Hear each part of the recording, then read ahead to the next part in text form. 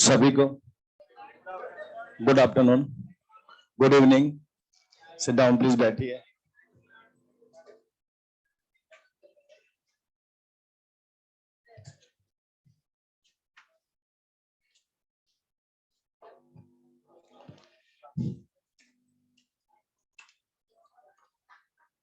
Stage योग की बात चल रही थी, काफी कुछ बातें आपसे हुई। ऑर्गन पाइप की बात चल रही थी और ऑर्गन पाइप भी आपको समझाया गया था। मैंने दो बातें आपको समझाई थी कि ये रेजोनेंस की कंडीशन बेस्ड होता है फिनोमेना, कि जब ड्राइवर का फ्रीक्वेंसी ड्रीवन की जो नेचुरल फ्रीक्वेंसी उसके इक्वल होती है तो उस कंडीशन को रेजोनेंस कहते हैं और उस कंडीशन पर ये सिस्टम बेस्ड होता है। यहाँ ड्रीवन जो होता है वो ऑर्गन पाइप होते हैं और उनकी जो नेचुरल फ्रीक्वेंसी ड्राइवर से अगर मैच कर जाती है तो रेजोनेंस होता है।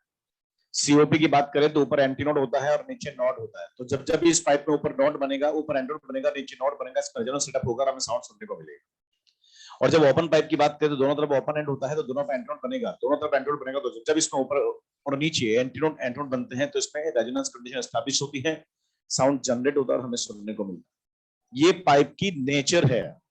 सीओपी की बात करें तो सीओपी में ऊपर एंटी नोड बनता है और नीचे नोड बनता है। जब जब भी इसमें ऐसा होगा, इसमें रेजोनेंस सेटअप होगा, हमें साउंड सुनने को मिलेगा। और अगर हम बात करें ओपन पाइप की तो ऊपर और नीचे दोनों तरफ क्या बनेगा, एंटी नोड का फॉर्मेशन होगा तो उसमें रेजोनेंस सेटअप होगा, हमें साउंड सुनने को मिलेगा। दूसरा हमने बोला था यहाँ पर कि यहाँ पर फ्रीक्वेंसी की जो वैल्यू होती है डिपेंड करती है number of node anti nodes पर। जितने कम नोड एंटी नोड बनेंगे उतनी कम फ्रीक्वेंसी होगी और जितने ज्यादा नोड एंटी नोड बनेंगे उतनी ज्यादा फ्रीक्वेंसी होगी। हमने सीओपी का एक केस पढ़ा था, उसमें देखा था कि ऊपर वाला एंटी नोड यहाँ पर बनेगा और नीचे नोड बन रहा था भाई। एक एंटी नोड और एक नोड बन रहा था, पाइप की कंडीशन सेटिस्फाई हो रही थी और नंबरिंग भी मिनिमम थी। तो फ्रीक्वेंसी जो वाई थी V/4L वो उसकी सबसे छोटी फ्रीक्वेंसी। क्या इससे छोटा पॉसिबल है? इससे छोटा पॉसिबल नहीं है। इसका मतलब कौन है? इसका फंडामेंटल फ्रीक्वेंसी। अब इससे बड़ा केस लेते हैं हम लोग, तो वहीं से आगे स्टार्ट कर रहे हैं कि मान लीजिए मेरे पास सीओपी है और इसकी लेंथ यहाँ पर भाई L है और मैं चाहता हूं कि इससे पहले वाले केस से हायर फ्रीक्वेंसी जनरेट करे। मतलब पहले वाली फ्रीक्वेंसी N1 थी तो अब ये कौन है? N2 जनरेट करे। अब N2 अगर जनरेट करे तो उससे जस्ट बड़ा केस क्या हो सकता है? बोले उससे बड़ा केस यहाँ पर क्या हो सकता है? बोले number of node anti node बढ़ जाए। तो पहले वाले केस में कितने नोड कितने एंटी नोड थे? एक एक थे। अब क्या होना चाहिए? दो दो हो जाए। या फिर यूं कह देंगे पहले लूप कितना था? पहले आधा लूप बन रहा था, उससे छोटा केस पॉसिबल नहीं था, है ना? तो हमने बोला पहले केस में कितना लूप था? आधा लूप था। अब कितने लूप बनने चाहिए? एक लूप बनने चाहिए। तो हम अगर एक लूप की बनाने की बात तो लूप यहाँ पर ऐसा बनता है। आधे से बड़ा क्या हो सकता है कंडीशन? एक लूप बने। लेकिन एक लूप बनने की बात अगर आती तो ऊपर नोड आता है और ऊपर अगर नोड आ रहा है तो पाइप की नेचुरल सिचुएशन सेटिस्फाई नहीं होगी। इसका मतलब ये जो केस यहां पर है, इस कंडीशन पर रेजोनेंस सेटअप नहीं हो सकता, ये इसका नेचुरल सिचुएशन नहीं है। आधा लूप पे हो रहा था, बोलो पाइप की नेचर सेटिस्फाई हो रही थी, और उसके बाद हम एक लूप की बात करें तो ऊपर क्या आ रहा है? नोड आ रहा है। और हम पता है उससे बड़ा केस है लेकिन ऊपर नोड आ नहीं सकता क्योंकि इस पाइप की नेचर सेटिस्फाई नहीं हो रही। तो बताओ इसमें एक लूप के केस में यहाँ पर रेजोनेंस सेटअप होगा क्या? नहीं होगा। तो हम बोल रहे हैं यहाँ पर हमें साउंड सुनने को नहीं मिलेगा, ये इसकी रेजोनेटिंग कंडीशन नहीं होगी। तो आधे के बाद एक लूप पर नहीं होगा तो फिर उसके बाद डेढ़ लूप पर होगा। हमने बोला यार यहाँ हो नहीं सकता ऐसा, तो फिर दो लूप क्या होगा? इसके बाद वाला केस यहाँ पर होना चाहिए, डेढ़ लूप का फॉर्मेशन होगा। ये एंटी नोड यहाँ पर होगा, ये नोड यहाँ पर होगा, ये एंटी नोड यहाँ पर होगा और ये नोड यहाँ पर होगा। उसकी जस्ट बाद यही केस पॉसिबल है, इन दोनों के बीच में कोई दूसरा केस पॉसिबल नहीं है। अब यहां से देखो इस केस में अगर स्टडी करें हम लोग तो हमारा पाइप का नेचर सेटिस्फाई हो रहा है, ऊपर एंटी नोड नीचे नोड बन रहा है और उससे जस्ट बड़ा केस है और इनके और उसके बीच में कोई दूसरा केस पॉसिबल नहीं है। इसका मतलब उसका पहला हायर केस है। और जब पहला हायर केस होता है तो इस केस में जो फ्रीक्वेंसी जनरेट करेगा इसको बोलेंगे फर्स्ट ऑर्डर। सॉल्व करते हैं तो बताओ कितना आएगा? एंटी नोड से नोड कितना होगा? λ/4। ये भी कितना होगा? λ/4। ये भी कितना होगा? λ/4। बताओ कितना हो गया? 3 टाइम्स ऑफ λ/4 इक्वल्स टू कितना होगा? L। दूसरा केस इसलिए λ2 लिखते हैं तो बताइए λ2 का वैल्यू यहाँ पर कितना होना चाहिए? 4L/3 होगा। इस केस में लैम्डा का वैल्यू 4L/3 होगा। तो फ्रीक्वेंसी सोल्व कर लें कितना आएगा? N2 equals to V/λ2। It means 3V/4L हो। पहली फ्रीक्वेंसी कितनी आई? V/4L। तो उसके बाद अगली फ्रीक्वेंसी जब यहाँ रेजोनेंस सेटअप होगा वो क्या होगा? 3V/। ये इसकी दूसरी नेचुरल फ्रीक्वेंसी होती है। और ये ऐसा फ्रीक्वेंसी जो ये पहला हायर फ्रीक्वेंसी है, V/4L के बाद सीधा क्या प्रोड्यूस करेगा? 3V/4L। हम बोलेंगे फर्स्ट हायर। क्या बोलना चाहिए? फर्स्ट ओवरटर्न, या फिर उसको बोलना चाहिए ये फंडा फ्रीक्वेंसी का कितना गुना है? 3 गुना है तो उसको बोलते हैं थर्ड हायर। पहले केस में V/4L था और ये केस 3V/4। आपको पता जब एक लूप बन रहा था तो उस केस को अगर मैं कैलकुलेट करता तो वहां फ्रीक्वेंसी कितना आता? 2V/4L। कितना आता? 2v/4l। सुनना ध्यान से बात, कितना आता? 2v/4l। लेकिन वो ऐसी सिचुएशन है जो फ्रीक्वेंसी 2v/4l रखती है, वो फ्रीक्वेंसी v/4l से ज्यादा होती है, लेकिन फिर भी हम उस 2v/4l को सुन नहीं सकते। क्यों नहीं सुन सकते? क्योंकि हमारा रेजोनेंस सेटअप नहीं है।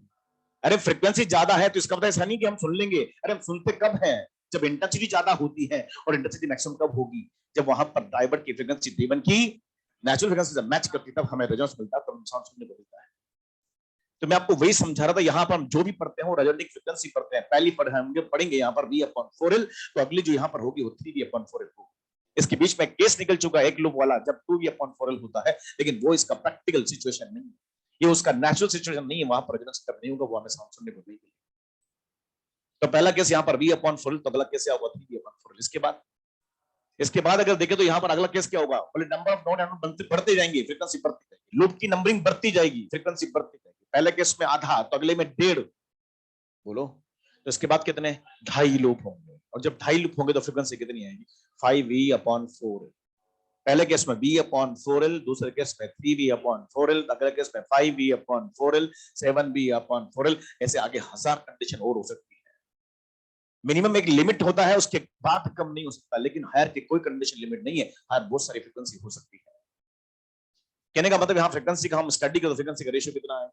v/4l, 3v/4l, 5v/4l, 7v/4l। Frequency ratio क्या आएगा? Odd ratio 1:3, 5:7, 9। ऑड रेशियो में फ्रीक्वेंसी जनरेट करता है। Frequency ratio 1, 3, 5, 7, 9 2। पहला फ्रीक्वेंसी कौन सा हार्मोनिक था? First harmonic. अगला क्या होगा? Third harmonic. अगला फिफ्थ हार्मोनिक, अगला सेवंथ हार्मोनिक, अगला नाइन्थ हार्मोनिक। कौन कौन से हार्मोनिक्स जनरेट होते हैं? हमेशा यहाँ ओड हार्मोनिक्स जनरेट होते हैं, फर्स्ट, थर्ड, फिफ्थ, सेवंथ को। एक बार एग्जाम में पूछा गया, एग्जाम में क्या एनसेट एग्जामिनर में क्वेश्चन पूछा गया कि बताइए यहाँ पर नंबर ऑफ लूप का रेशियो कितना? सीओपी में नंबर ऑफ लूप का रेशियो पूछा है, तो बताओ पहले केस में कितना लूप था? आधा, 1/2। अगले में 3/2, अगले में 5/2, अगले में 7/2, 1/2, 3/2, 5/2, 7/2। क्या आएगा? 1:3:5:7। अरे बाई टू हटा दो ना सब। तो ध्यान रखेंगे जो फ्रीक्वेंसी का रेशियो होता है वही नंबर ऑफ लूप का रेशियो होता है। अरे जितने ज्यादा लूप होंगे ना बेटा, उतनी ज्यादा फ्रीक्वेंसी जनरेट होगी, और जितने कम लूप होंगे उतनी कम फ्रीक्वेंसी जनरेट होगी। हायर केस बहुत सारे हो सकते हैं, नंबर ऑफ लूप बढ़ते जाएंगे, फ्रीक्वेंसी यहाँ पर बढ़ती जाएगी, पर मिनिमम की एक लिमिट है, उससे कम नहीं हो सकता। अब हमने बोला हमने पहला केस पढ़ा, दूसरा केस पढ़ा, ऐसे आगे बहुत सारे केस हो सकते हैं, हर केस को मैनुअली प्लॉट नहीं कर सकते। तो फिर हम यहाँ पर एक टेबल बनाते हैं। टेबल क्या? बात को समझना, मैं आपकी हेल्प से बना रहा हूं। सब लोग बताना, सोच के लिखने मत, पहले ये बताना, अगर सीओपी का फर्स्ट ओवरटोन है तो उसका फ्रीक्वेंसी कितना होता है? सीओपी का फर्स्ट ओवरटोन का फ्रीक्वेंसी कितना होता है? बोले ये लिखाना पड़ने 3v/4l। बताओ कौन सा हार्मोनिक है? ये थर्ड हार्मोनिक होता है। बताइए अगर मैं इसका सेकंड ओवरटोन लिखता तो कितना आता? 5v/4l होता। बताओ इसको क्या बोलना पड़ेगा? फिफ्थ हार्मोनिक होता। ऐसे आगे बहुत सारे हो सकते हैं। मैंने बोला फर्स्ट है तो थर्ड हार्मोनिक है, सेकंड है तो फिफ्थ हार्मोनिक है, तो मैंने बोला ऐसे बहुत सारे हो सकते हैं, तो मान लेते हैं यहाँ पर ये है mth नंबर का ओवरटोन। n नहीं बोला मैंने, n तो फ्रीक्वेंसी कंफ्यूज होंगी, तो हमने बोला mth नंबर का ओवरटोन। तो बोले अगर ये mth ओवरटोन तो बताओ ये फ्रीक्वेंसी कितनी होगी? बोले सर ये होगी 2 कैपिटल M प्लस यहाँ पर 1 और इंटू v/4l होता है, या इसको बोलते हैं 2 कैपिटल M प्लस 1 यहाँ पर इंटू हार्मोनिक होता है। m कौन है? ओवरटोन का नंबर। बताइए यहाँ पर m का वैल्यू कितना बेटा? 1। अरे 1 पुट करो इसमें, 2 इंटू 1 प्लस 1, 3v/4। यहां पुट करो 2 इंटू 1 कितना हुआ? Third harmonic. यहां पर m का वैल्यू कितना? 2, तो 2 इंटू 2 प्लस 1 5 है ना, फिफ्थ हार्मोनिक हो जाता है। बच्चों ये पर ऐसा वर्ड है, ये ऐसा पाइप है जो हमेशा ऑड हार्मोनिक सकता है, इसलिए फॉर्मूला हमेशा ऑड वर्ड होता है। अब यहाँ पर m का वैल्यू कुछ भी लिखो 1 2 3 4 5, ये वर्ड हमेशा ऑड इंडिश है ना, ऑड को दिखाता है, ऑड नंबर बताता है। अब m का वैल्यू इसमें कुछ भी लिखे, ऑड लिखेगा, इवन लिखे, इसका रिजल्ट हमेशा ऑड आता है। तो ध्यान रखेंगे सीओपी हमारा ऑड हार्मोनिक्स वाला पाइप होता है। सीओपी में हमेशा ऑड हार्मोनिक्स होते हैं, इसकी फ्रीक्वेंसी का रेशियो ऑड होता है, तो इसका फॉर्मूला भी 2m+1 हार्मोनिक होगा, ऑड फॉर्मूला होता है। अगर हमें ओवरटोन का नंबर पता हो तो हम इससे हार्मोनिक का नंबर पता कर सकते हैं, उसकी फ्रीक्वेंसी लिख सकते हैं। अब देखो उसको यूज कैसे करते हैं, यूज बताता हूं मैं क्वेश्चन। मैं आपसे पूछ रहा हूं, सब लोग बताना सीओपी का फंडामेंटल फ्रीक्वेंसी कितना होता है? v/4। सब जानते हैं। मैंने बोला सीओपी का फिफ्थ हार्मोनिक का फ्रीक्वेंसी कितना? फिफ्थ हार्मोनिक का मतलब होता है फंडामेंटल फ्रीक्वेंसी का 5 गुना, 5V/4L। मैंने बोला एक COP बताओ उसका 15th हार्मोनिक का फॉर्मूला 15V/4L। मैंने बोला एक COP का 51 हार्मोनिक फॉर्मूला 51 into V/4। इसका मतलब ये हुआ कि जो भी नंबर का हार्मोनिक होता है उस नंबर से उसकी फंडामेंटल फ्रीक्वेंसी को मल्टीपल कर देते हैं तो जो रिजल्ट आता है वो उसकी फ्रीक्वेंसी की वैल्यू आ जाती है। इसका अगर हार्मोनिक का नंबर पता हो तो आप बहुत आसानी से फ्रीक्वेंसी लिख सकते हैं। बोलो, पर एग्जाम में अब क्या करता है वो आपको हार्मोनिक का नंबर नहीं देता, आपको ओवरटोन का नंबर देता है। तो आप इस फॉर्मूले से हार्मोनिक का नंबर पता कर लेते और जैसे हार्मोनिक का नंबर आपके पास आता है तो आप उसके फ्रीक्वेंसी को लिख सकते हैं। और यस और नो? मैंने बोला एक COP है उसमें 5th ओवरटोन के करस्पॉन्डिंग फ्रीक्वेंसी बताइए। तो ओवरटोन का नंबर कितना होगा 5, तो 2 into 5 + 1 11 हार्मोनिक हो गया। बताओ फॉर्मूला क्या आएगा 11V/4। मैंने बोला एक COP है बताइए उसका 15th ओवरटोन का फॉर्मूला, तो 15 into 2 + 1 31 V/4। याद रखेंगे पाइप मेरा COP है, हमेशा ऑड हार्मोनिक चलता है, ऑड पाइप है तो इसका फॉर्मूला भी ऑड हार्मोनिक वाला होगा, 2m + 1 हार्मोनिक होगा। ये फॉर्मूला सबसे ज्यादा इंपॉर्टेंट है नीट के पॉइंट ऑफ व्यू से। लेकिन यहां मैं दो बातें और बता रहा हूं, ये आपके टेस्ट के लिए इंपॉर्टेंट। ये कभी नेट में नहीं पूछता क्योंकि बहुत सिंपल पेपर आता है, कोई उलझता नहीं है, लेकिन ये इंपॉर्टेंट, ये सबको ध्यान रखना। अब कभी भी ऐसा भी पूछता है, मैं बताता हूं आपको। बताइए फर्स्ट ओवरटोन है ये, बताओ इसमें कितने नोड कितने एंटी नोड है? 2 नोड 2 एंटी नोड है। मतलब फर्स्ट ओवरटोन में number of node 2, anti node भी कितने होंगे 2 2 2 सेम होते हैं। Number of node anti node का नंबरिंग क्या होता है सेम होता है। फर्स्ट में 2 2, फर्स्ट ओवरटोन में 2 2, तो सेकंड ओवरटोन में 3 3, थर्ड में 4 4। तो बताइए अगर मैं आपसे बोलूं m नंबर का ओवरटोन होता तो कितना होगा? m + 1 होगा। और एंटी नोड भी कितना होगा? m + 1 होगा। अब देख लो ना आपके सामने हो रहा है। फर्स्ट ओवरटोन में कितने हैं? 2 2, तो सेकंड में कितने आएंगे? 3 3, तो थर्ड में कितने आएंगे? 4 4, मतलब एक ज्यादा होता है। तो अगर m ओवरटोन है तो बताओ नोड का नंबर कितना होगा? m + 1 m + 1। दोनों की वैल्यू सेम सेम होती है और एक number of anti node number of overtone से एक नंबर ज्यादा होता है। बोलो, अब इस पर क्वेश्चन कैसे बनाता है देखो, वो कहता है ये समझ में नहीं आया, लिख m = 1, 2 into 1 + 1 कितना होगा? 3 3V/4L। m का वैल्यू 1, 3V/4L हो गया ना थर्ड आर्गुमेंट।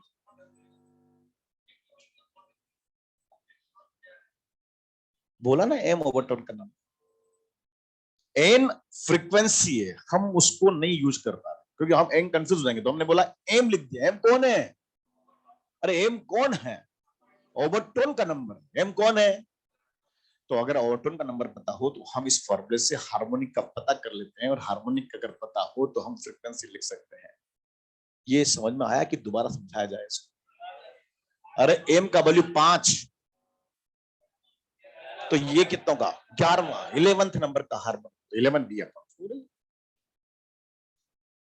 बोलो, अब एग्जाम में क्वेश्चन ऐसे आता है, देखो सुनो, वो बोलेगा एक COP है उसमें 5 एंटीनोड बन रहे हैं।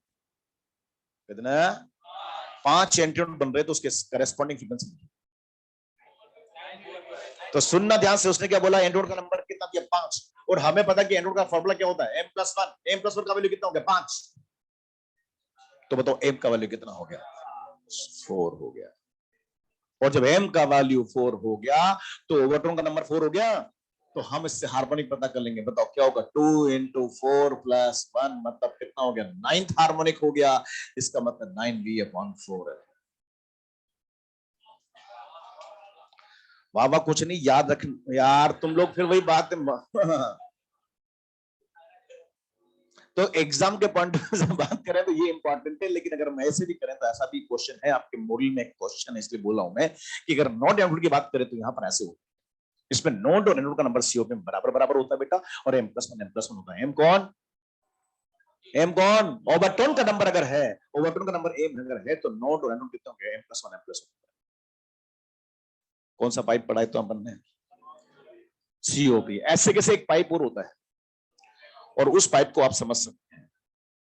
देखो बात सुनना, मान लीजिए मेरे पास ये OP है और इसकी लेंथ यहाँ पर L है, और मैं चाहता हूं सबसे पहले सबसे छोटी फ्रीक्वेंसी में ऑसिलेट करे। तो बताओ सबसे पहले सबसे छोटी फ्रीक्वेंसी में ऑसिलेट करे तो number of and node minimum होने चाहिए। मिनिमम होने चाहिए, पहली फ्रीक्वेंसी है। बताओ ऊपर क्या बनेगा, नीचे क्या बनेगा? ये तो फिक्स से बनेगा बनेगा, ये पाइप की नेचर। अगर ऐसा होगा तो ही रेजोनेंस होगा।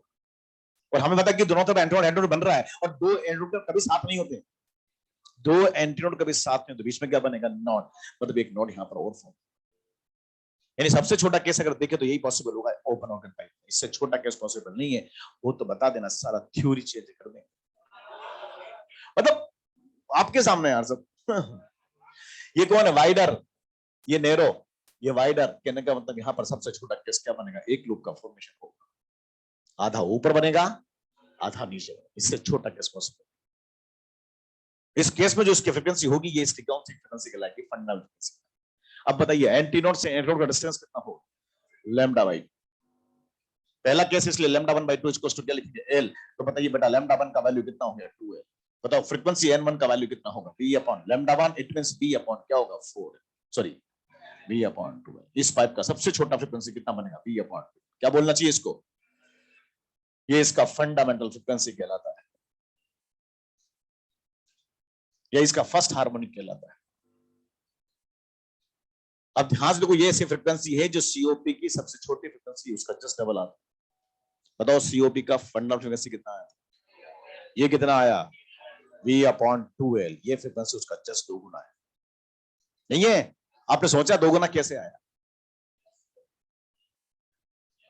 यस, जितने ज्यादा लूप होंगे उतनी ज्यादा फ्रीक्वेंसी होगी। आपको पता है यहां उसके कंपेयर में यहां loop number of loop double है, वहां आधा था या एक है। अरे लूप डबल तो फ्रीक्वेंसी भी क्या होगी? डबल होगी।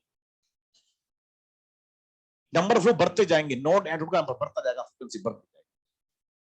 इस केस में अगर देखें तो सबसे छोटा फ्रीक्वेंसी कितना होगा? b अपॉन 2l होगा। इससे छोटा पॉसिबल, हाँ इससे बड़ा पॉसिबल है। इससे बड़ा क्या होगा बताना तो पड़ेगा। बोले यहां कितना लूप बन रहा है? एक बात मैं आपको समझा दूं कि चाहे सीओपी हो चाहे ओओपी हो, ऑलवेज ध्यान रखेंगे आप लोग, दोनों ऑर्गन पाइप के अंदर दो कॉन्जुगेटिव केस में हमेशा एक एक लूप का डिफरेंस होता है। बताओ सीओपी में पहले केस में आधा लूप बना था, आधे के बाद 1.5 हुआ था, एक पर नहीं हुआ था, तो आधे के बाद 1.5, 1.5 के बाद 2.5, 2.5 के बाद 3.5, 4.5, 3.5 में चलता समय। कोई भी दो कॉन्जुगेटिव केस में एक लूप का डिफरेंस होता है, तो यहां भी क्या होगा? एक लूप का डिफरेंस होगा। पहले केस में कितना होगा? 1, तो अगले में कितना? 2। 2 लूप में हो। अब 2 लूप कैसे बनेंगे? बोले आधा ऊपर आधा नीचे, एक बीच में आ जाए।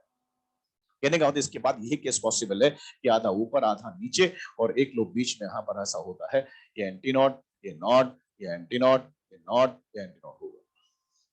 इसके जस्ट बाद यही केस पॉसिबल है। जिसके बाद यही केस पॉसिबल है, इसका मतलब पहला हायर केस, इसको बोलते हैं फर्स्ट ऑर्डर सिचुएशन। सॉल्व करें। बताओ एंटी नॉट से एंटी नॉट का डिस्टेंस, फिर एंटी नॉट से एंटी नॉट का डिस्टेंस लैम्डा बाई 2। तो कितनी बार लैम्डा बाई 2 आया? इसको लिखना चाहिए 2 times of lambda by 2 equal to L. देख लो, यहां एक बार था, यहां 2 बार है, 2 लूप है ना यार। दूसरा कैसे? इसलिए लैम्डा 2 लिख देते हैं। तो बताइए लैम्डा 2 का वैल्यू 2l अपॉन 2 बोल सकते हैं। तो फ्रीक्वेंसी कितनी आएगी? v upon lambda 2 to v upon 2 है। इसके बाद यही फ्रीक्वेंसी जनरेट होती है। बताओ फ्रीक्वेंसी कितना आया? 2v upon 2। ये इसके बाद पहला हायर केसेस और उसका बोलना पड़ेगा। ये ओपन ऑर्गन पाइप का फर्स्ट ओवरटोन का फ्रीक्वेंसी होता है, और इसको बोलते हैं 2 गुना है, तो क्या बोलेंगे? Second half. पहले केस में एक लूप था, फ्रीक्वेंसी आई v अपॉन, दूसरे केस में 2 लूप थे, फ्रीक्वेंसी आई 2v अपॉन। मतलब पहले केस में एक लूप, दूसरे केस में 2 लूप, तो तीसरे केस में 3 लूप, चौथे केस में 4 लूप, ऐसे होते जाएंगे। बताओ पहली फ्रीक्वेंसी v अपॉन 12, तो अगली क्या होगी? 2v अपॉन 12, अगली 3v अपॉन 12, अगली 4v upon, and so on चलता चलेगा। v upon 12, 2v upon 12, 3v upon 12, 4v upon 12, and so on चलता चलेगा। हायर केस बहुत सारे हो सकते हैं। बताइए फ्रीक्वेंसी का रेशियो क्या है? 1:2, 2:3, 4:5। यहां फ्रीक्वेंसी का रेशियो ऑड इवन दोनों होता है। हार्मोनिक कौन कौन से होते हैं? फर्स्ट हार्मोनिक भी है, सेकंड हार्मोनिक भी है, थर्ड भी होगा, फोर्थ भी होगा, फिफ्थ भी होगा। अरे ऑड इवन दोनों हार्मोनिक्स देखो, और जो ऑड इवन दोनों हार्मोनिक्स होते हैं, तो इसका मतलब यहाँ पर ऑड इवन दोनों हार्मोनिक। यहाँ कौन से हार्मोनिक? यहाँ के कंपेयर में नंबर हार्मोनिक्स ज्यादा है। यहाँ केवल कौन से थे, यहाँ ओड इवन दोनों है। और हम ध्यान रखिए कि जिस सोर्स के साउंड में नंबर ऑफ हार्मोनिक्स ओवरटोन्स ज्यादा होते हैं उस साउंड की क्वालिटी ज्यादा अच्छी होती है, वो सुनने को उतना ही ज्यादा मेलोडियस फील होता है। अगर मैं आपको फ्लूट का साउंड सुनाऊं और एक विसिल का साउंड सुनाऊं तो किसका साउंड मीठा लगता है, फ्लूट का। क्यों लगता है, क्योंकि वो एक ओपन पाइप है, उसमें नंबर ऑफ हार्मोनिक्स ओवरटोन्स ज्यादा होते हैं कंपेयर टू सीओपी। और जिस सोर्स के साउंड में नंबर ऑफ हार्मोनिक्स ओवरटोन्स ज्यादा होते हैं उस साउंड की क्वालिटी ज्यादा अच्छी होती है, वो सुनने को उतना ही ज्यादा मीठा मेलोडियस फील होता है। तो पूछते हैं आपसे कि यहाँ पर फ्लूट का साउंड मीठा क्यों लगता है, लो एक ओपन पाइप है। अब ऐसा नहीं शक्कर गुली भी है मतलब समझ रहे हैं आप। हाँ ठीक है, बहुत अच्छा, सही पढ़ रहे हैं आप। अब बात सुने एक और, ये तो हमने कहा यहाँ पर दो केस मैंने पढ़ा, ये कौन था बेटा, फंडामेंटल फ्रीक्वेंसी, और ये कौन है, फर्स्ट वन। ऐसे सेकंड थर्ड बहुत सारे हो सकते हैं, हर केस को यहाँ भी मैनुअली प्लॉट नहीं कर सकते, तो उसके लिए हम यहाँ टेबल बनाएंगे। अब आप टेबल आप खुद बना सकते हैं, ये लिख लेता क्या आप, पहले लिखो, यहां तक बात करते हैं आपसे, ये लिखो पूरा यहां से वहां तक पहले।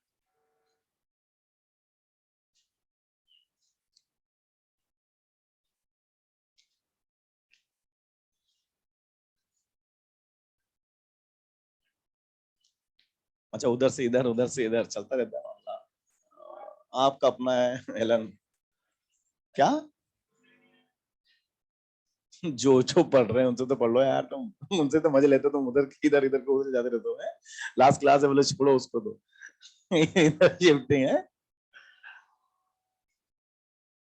नहीं नहीं ऐसा तो नहीं है, पर वो ठीक है, टेस्ट वीक होता है तो प्रेशर तो देते ही, फिर बायो का प्रेशर हो जा रहा है। नहीं, बायो का पेपर पूरा मॉड्यूल आएगा, ध्यान रखना, देख लिया मैंने पूरा पेपर, पूरा देख लिया मोड़ रहा। चैप्टर क्या बायो है, चैप्टर क्या होता है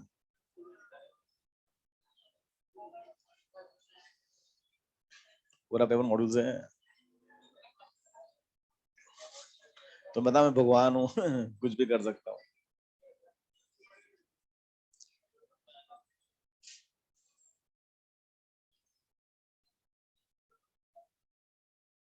क्या और कौन बनाया,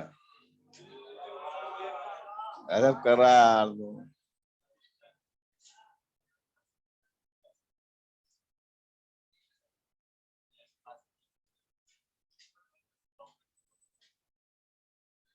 कोई पढ़ाने तो सब पढ़ा सकते हैं, क्या है, क्या कानमृत तो पढ़ ली ना तुम लोगों ने, क्या क्या आदमी हो तुम यार।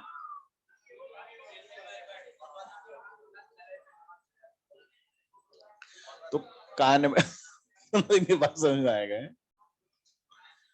तब तो ज्यादा दिन, तो उसमें था ही क्या यार बात, अब समझ ही नहीं रहे मेरी बात, क्या होता काइनेमेटिक्स, क्या है काइनेमेटिक्स, तीन इक्वेशन घुमाते फिराते वही तो, अरे यार पूरी फिजिक्स में काइनेमेटिक्स यूज होती है, आप क्या बात मान रहे हो, अब क्या है उसमें, बता क्या है उसमें मतलब V R M, V R minus V M, क्या मतलब, क्या करना क्या तुम लोगों को उसमें, ऐसा क्या उलझन होती है उसमें। और पता है जब आप एलन में, मतलब आप जब 11th क्लास में फिजिक्स लेते हैं, एलन फर्स्ट से पहले वही टॉपिक पढ़ाया जाता है, वो टॉपिक पूरे 2 साल से पढ़ रहे हैं आप, फिर भी काइनेमेटिक्स दोबारा पढ़ाओ। काइनेमेटिक्स मतलब काइनेमेटिक्स ऐसा टॉपिक है जो एक बेसिकली बेसिक मैथ है, जो हर चैप्टर में यूज होती है। आप अभी इलेक्ट्रोसिटी पढ़ना उसमें, उसमें बहुत यूज होगा उसका।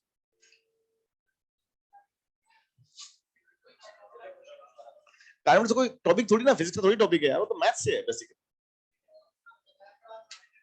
बेसिक मैथ है वो तो इसलिए मैं बायो में, तो तुम पढ़ाया था, कितना पढ़ाया सर ने बताओ, 20 दिन तक पढ़ाया आप लोगों ने।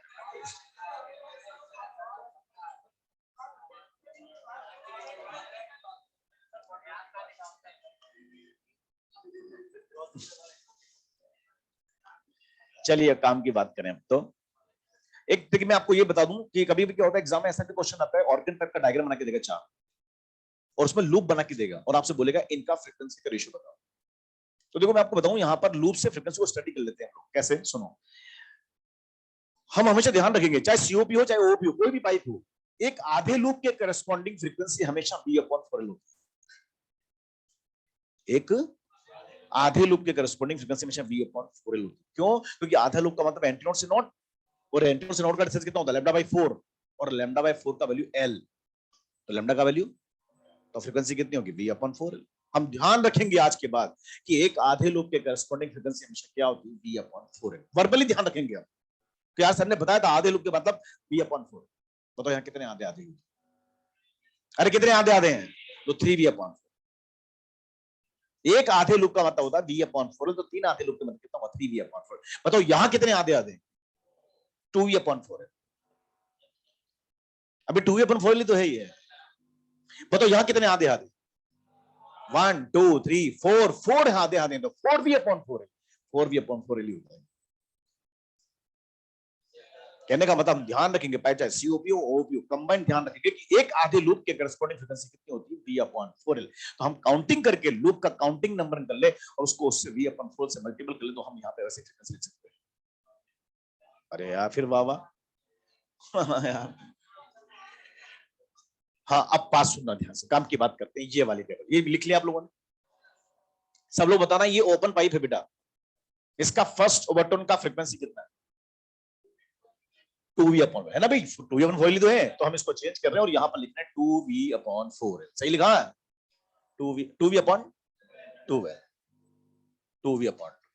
तो फर्स्ट ओवरटोन ओपन की बात करें तो यहां पर 2V/2, तो बताओ कौन सा हार्मोनिक होगा, ये सेकंड हार्मोनिक। तो फर्स्ट ओवरटोन का मतलब 2V/2L है, तो अगर सेकंड ओवरटोन होता तो यहां पर 3V/12 होता, नहीं होता ऐसा। फर्स्ट ओवरटोन में 2V/2L है, तो सेकंड ओवरटोन में 2 है ना, क्या होगा 3V/12। तो यहां पर ये तो आ रहा है कि V/12, 2V/12, 3V/12, 4V/12। First overtone में फ्रीक्वेंसी कितना है, 2V/12, तो अगले में क्या होगा 3V/12। बताओ कौन सा हार्मोनिक हुआ था। अब फॉर्मूला बना दो, फर्स्ट ओवरटोन का मतलब सेकंड हार्मोनिक, तो सेकंड ओवरटोन का मतलब थर्ड हार्मोनिक। फर्स्ट का मतलब सेकंड, सेकंड का मतलब थर्ड, तो बताओ एम का नंबर कितना होगा, M+1 हार्मोनिक। मतलब इसका फॉर्मूला बन गया यहाँ पर कि ये M+1 हार्मोनिक होता है। और यहां भी अगर हम लिखें तो इसको लिख सकते हैं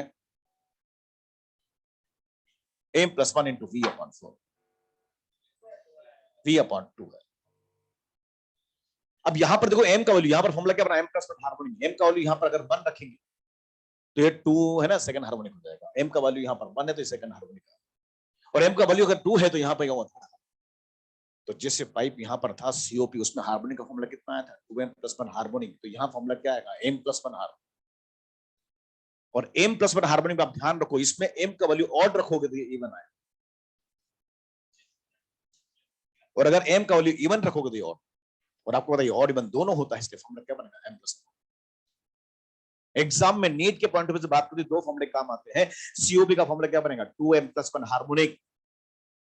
याद हो जाएगा, सीओपी कैसा पाइप है बेटा, ऑड पाइप। फ्रीक्वेंसी रेशियो क्या होता है, ऑड। क्या फॉर्मूला लिखेंगे, 2M+1 हार्मोनिक। तो ओपन पाइप में ऑड इवन दोनों होते हैं, क्या लिखेंगे, M+1। M कौन है, M कौन है, M कौन है, ओवरटोन का नंबर। तो वहां क्या था, 2M+1 हार्मोनिक, यहां क्या होगा, M+1। अब बात करते हैं नोड एंड। ये फर्स्ट ओवरटोन का केस है, बताओ इसमें कितने नोड, दो नोड है, दिस एंड दिस। अबे दो ही नोड हैं, फर्स्ट में दो नोड होते हैं, फर्स्ट ऑर्डर में दो नोड होते हैं, फर्स्ट में दो, फर्स्ट में दो, तो सेकंड में तीन, एक ज्यादा। यानी यहां पर नोड के नंबर तो यही होता है, M+1। जो वहां पर था वही यहां पर एंटी नोड है ना, नोड का नंबर वही होता है। अरे वहां भी कितना था, M+1, यहां भी कितना है, M+1, एक ज्यादा ही तो है। बताओ कौन सा फर्स्ट ऑर्डर है ना ये, तो फर्स्ट में कितने हैं, दो नोड है, फर्स्ट में दो। तो बताओ फर्स्ट में दो है, सेकंड में तीन है, तो M में कितने, M+1। बस एंटीनोड का नंबर एक ज्यादा होता है। क्यों होता है, क्योंकि नीचे वाला एंड एक्स्ट्रा ओपन है। अरे ओपन है ना इसका। तो बताओ ये फर्स्ट ऑर्डर में कितने एंटीनोड है, 1 2 3। तो फर्स्ट में 3 होते हैं, तो सेकंड में 4 होंगे। कहने का मतलब यहाँ एंटीनोड का नंबर जो होता है वो कितना होता है, M+2 होता है। यहां पर अगर देखें तो ये M+2 एक ज्यादा होगा। क्यों होगा, बन को समझाएंगे अपन। बोले यार ओपन ऑर्गन पाइप की बात करें, नीचे वाला एंड एक्स्ट्रा ओपन है और नीचे वाला एक एंड एक्स्ट्रा ओपन है, इसका मतलब एंड का नंबर एक्स्ट्रा ज्यादा होगा, एक्स्ट्रा ज्यादा होगा। वहां पर दोनों फॉर्मूले क्या थे, नोड एंड नोड के, M+1 M+1। तो यहाँ भी वही होंगे, M+1 M+1। बस ध्यान रखना ओपन पाइप में नीचे वाला एंड एक्स्ट्रा ओपन होने की वजह से एंड का नंबर M+2, बाकी सब फॉर्मूले M+1। अब अपने मन को समझाते हैं, याद भी तो करना है ना एग्जाम, तो कैसे याद करेंगे? सुनो, सीओपी की बात करें, सीओपी कौन सा पाइप है? ऑड पाइप, तो उसका हार्मोनिक का फॉर्मूला 2m+1 हार्मोनिक, याद हो जाएगा। और बाकी नॉन एड का नंबर दोनों सेम सेम, m+1 m+1। इधर ओपन की बात करेंगे तो हम ध्यान रखें, ओपन में ऑड इवन दोनों होते हैं, तो उसका फॉर्मूला होगा m+1 हार्मोनिक, ठीक है। और नोड और एंड नोड का नंबर ध्यान रखना, दोनों केस में m+1 m+1 होता है, बस एंटी नोड का नंबर ओपन पाइप में एक्स्ट्रा होता है, क्योंकि नीचे वाला एंड एक्स्ट्रा ओपन है, तो वहां पर एंटी नोड का नंबर m+2 होगा, क्योंकि वहां दोनों में क्या था? m+1। तो थोड़ा सा एग्जाम के पॉइंट ऑफ व्यू से हमें ध्यान रखना, एग्जामिनेशन होल तक, ताकि वे भूल जाना। लिख ले। अब बात करते हैं क्वेश्चन कैसे करते। लिखो पहले, ये टेबल दोबारा लिखनी है आपको, पता है, क्योंकि ओपन पाइप की है।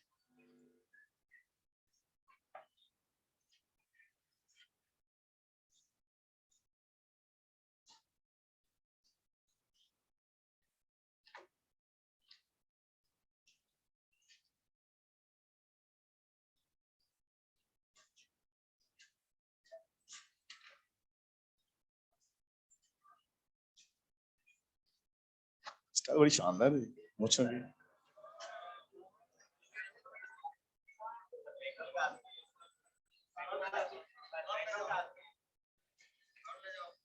घर ले जा।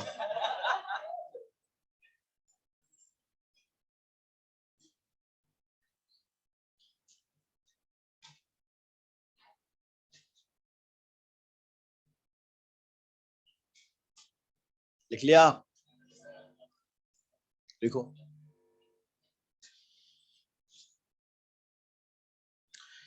विवेक कुमार पूछ रहे हैं, सर प्लीज काइनेमेटिक्स पढ़ा दो।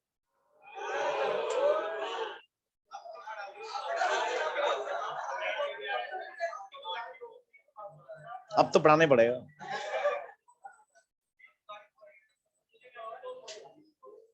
क्या?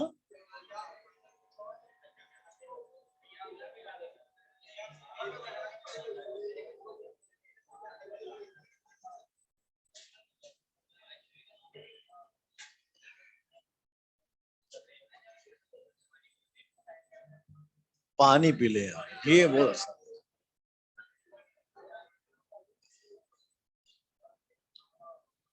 गर्म पानी भर गया है।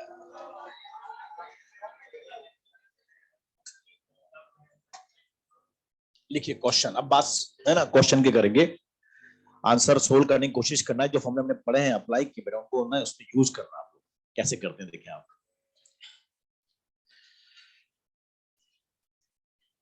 पहले दो क्वेश्चन जो मैं आपको दे रहा हूं, ये फॉर्मूले याद करवा रहा हूं, फॉर्मूले को यूज करना समझा रहा हूं, कैसे यूज करते हैं, ठीक है ना। लिखिए पहला question, fundamental frequency, fundamental frequency of N OP and COP, fundamental frequency of an OOP and COP,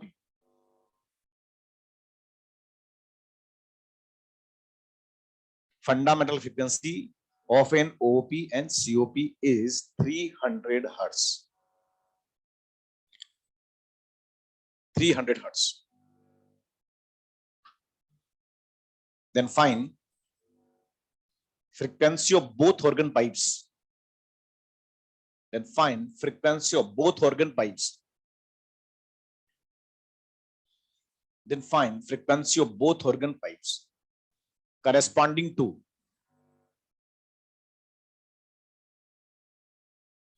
10th antinode, corresponding to 10th antinode, मतलब दोनों पाइप में 10-10 एंटीनोड बन रहे हैं, और 10-10 एंटीनोड बन रहे हैं, तो उनकी फ्रीक्वेंसी क्या हो? Find frequency of both organ pipes corresponding to 10th antinode.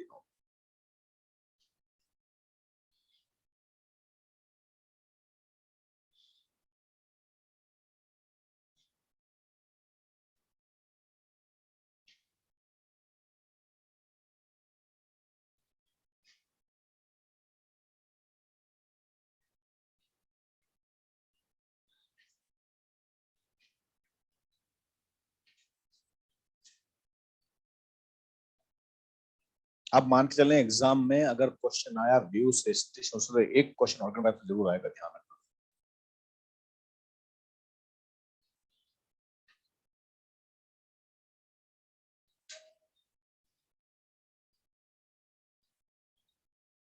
बोलो भाई,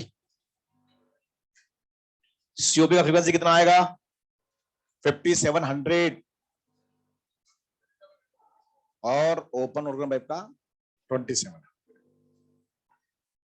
क्वेश्चन में आपसे बोला कि 10 एंट्रोड बन रहे हैं, तो 10 एंट्रोड की करस्पॉन्डिंग फ्रीक्वेंसी पता है, तो हमें एंट्रोड का नंबर दे रहे हैं और हमें पता है कि नोड और एनोड का नंबर हम ध्यान रखेंगे दोनों में n+1 होता है। बस ओपन पाइप के अंदर अगर हम स्टडी करेंगे तो एक एंटीनोड एक्स्ट्रा होता है तो n+2 होता है। ठीक है, तो देखो सबसे पहले बात करते हैं हम लोग सीओपी से। सबसे पहले सीओपी की बात, सीओपी में एंटीनोड का नंबर का फॉर्मूला होता है m+1 और m+1 का वैल्यू कितना दिया क्वेश्चन में? 10। और जब m+1 का वैल्यू यहाँ पर 10 है तो मैं समझ सकता हूँ m का वैल्यू कितना हो गया? 9। और जब m का वैल्यू 9 यहाँ पर है तो हार्मोनिक पता करूंगा मैं, और इसका फॉर्मूला मेरे को पता है। हार्मोनिक का फॉर्मूला क्या होता है सीओपी में? 2 कैपिटल M+1 यहाँ पर हार्मोनिक होगा। फॉर्मूला लिख देंगे पहले ताकि गलती ना हो, और इसमें वैल्यू डाल दें। तो m का वैल्यू कितना होगा? 9। तो 2 इंटू यहाँ पर होगा 9 प्लस यहाँ पर होगा 1 इंटू हार्मोनिक का मतलब होगा इंटू फंडामेंटल, और इंटू फंडामेंटल का मतलब यहाँ पर क्या, तो क्या लिखेंगे? इंटू V/4, या फिर हम क्या लिखेंगे? इंटू वैल्यू लिख देंगे। उसने वैल्यू देखी क्वेश्चन में, अगर वैल्यू नहीं तो हम क्या लिखते हैं? V/4 लिखते हैं, लेकिन वैल्यू दिया तो 300। और बताओ ये कितना आएगा? 9 इंटू ना 18+1 कितना हुआ? 19 इंटू 3 5700 हर्ट्ज। एंटीनोड के नंबर से ओवरटोन का नंबर मिला और ओवरटोन के नंबर से हार्मोनिक का नंबर पता कर लिया। और फ्रीक्वेंसी, जब भी फ्रीक्वेंसी लिखेंगे ना बेटा तो हमें हार्मोनिक पर जंप मारना पड़ेगा। जब तक हार्मोनिक का नंबर हमारे पास नहीं आएगा फ्रीक्वेंसी लिख सकते। हार्मोनिक हमें पता करना पड़ेगा, तो हार्मोनिक ऐसे पता करते हैं। ओवरटोन है ना, एंटीनोड के नंबर से ओवरटोन पता किया और ओवरटोन के नंबर से हार्मोनिक नंबर पता किया। हार्मोनिक पता हो गया, क्वेश्चन सोल्व। ऐसे ओपन पाइप की बात करें तो ओपन पाइप में फॉर्मूला क्या था? m प्लस यहाँ पर 2 होगा, एंटीनोड का नंबर m+2 होता है और ये कितना होगा? 10 होगा। और अगर m+2 का वैल्यू 10 है तो m का वैल्यू कितना होगा? 8 होगा। और अगर m का वैल्यू यहाँ पर 8 है तो बताओ m का वैल्यू 8, यहाँ फॉर्मूला क्या होगा? m+1 harmonic. और m+1 हार्मोनिक का मतलब आप समझे, इसको क्या लिखेंगे हम लोग? ये होगा 8 प्लस यहाँ पर 1 इंटू हार्मोनिक मतलब फंडामेंटल फ्रीक्वेंसी, और वो कितनी होगी? 300। यहाँ भी कितना? 300 ही। बताओ ये वैल्यू कितना हो जाएगा? 2700 हर्ट्ज।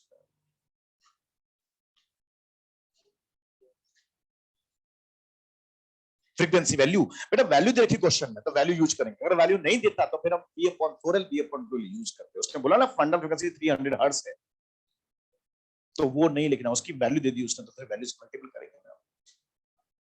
बोलिए भाई, एक और करना है। Frequency of fifth overtone of A COP, frequency of fifth overtone of a COP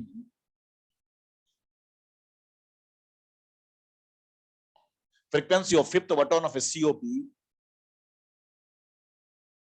is greater by 100 hertz. Frequency of fifth overtone of a COP is greater by 100 hertz. Is greater by 100 hertz. Then the frequency of then the frequency of then the frequency of second overtone then the frequency of second overtone of an OOP, second overtone of an OP of same length, of same length. अबे ये तो लिखो find, then find pen drop, मतलब पता ही नहीं चल रहा कि देश में क्या हो रहा है। Then find fundamental frequency of then find fundamental frequency of both organ pipes, then find fundamental frequency of both organ pipes.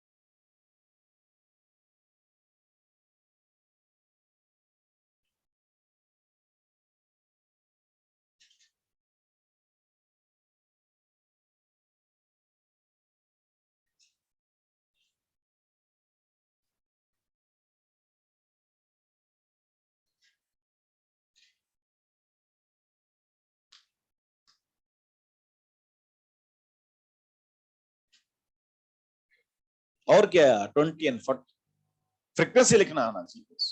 बोले वो ना सीओपी का फिफ्थ बटन, अरे सीओपी का फिफ्थ बटन सीओपी का फ्रीक्वेंसी लिख ले पहले हम। तो सीओपी की फ्रीक्वेंसी को लिखते कैसे हैं, एन सीओपी। और सीओपी की फ्रीक्वेंसी का फॉर्मूला क्या लिखेंगे, 2 कैपिटल एम प्लस यहाँ पर 1 इंटू हार्मोनिक है। अरे हार्मोनिक का मतलब यहाँ पर हम लिखेंगे 2m प्लस 1 हार्मोनिक। अब बताओ एम का वैल्यू कितना है, अरे फिफ्थ ओवरटोन है ना, फिफ्थ ओवरटोन एम का वैल्यू 5 तो क्या लिखेंगे 2 इंटू 5 प्लस यहाँ पर होगा 1 इंटू हार्मोनिक का मतलब होता है इंटू फंडामेंटल। वैल्यू दे रखी है इसने, नहीं दे रखी तो यहाँ क्या लिखेंगे बी अपॉन 4। बताओ इसकी फ्रीक्वेंसी कितनी आएगी 11 बी अपॉन 4।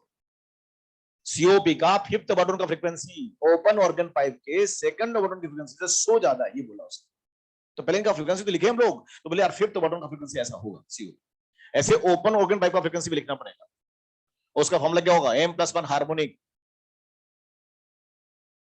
और बताइए एम का वैल्यू कितना है इस क्वेश्चन 2, तो यहां लिखेंगे 2 प्लस यहाँ पर 1 और हार्मोनिक का मतलब होता है इनटू फंडामेंटल। बताओ कितना होगा B upon 2।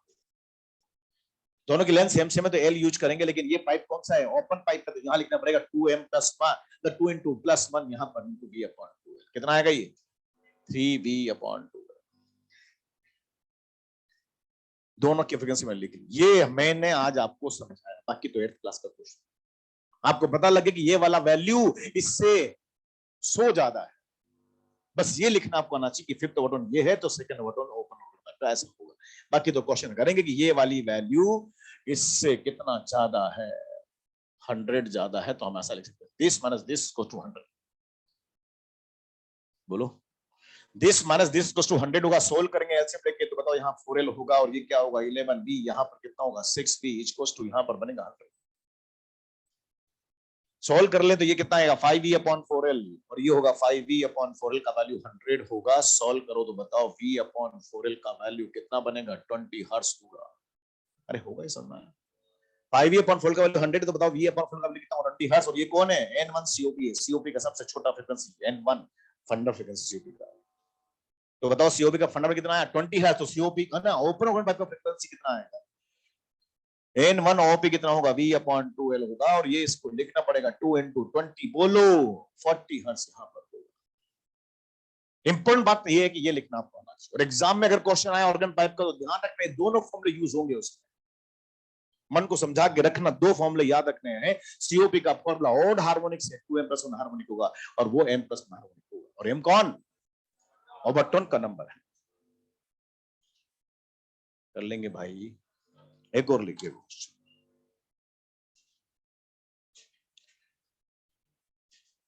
Fundamental frequency of N OP.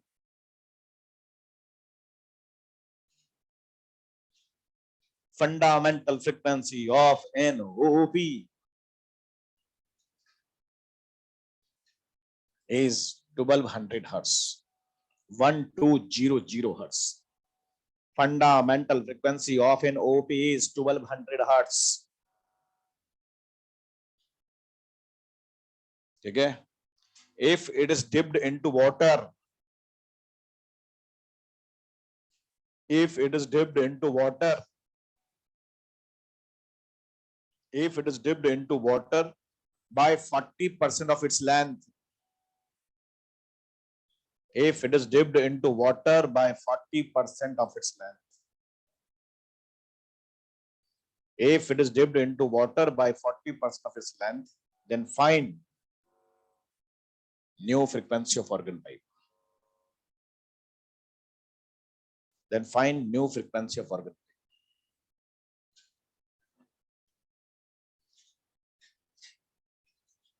Then find new frequency of organ pipe.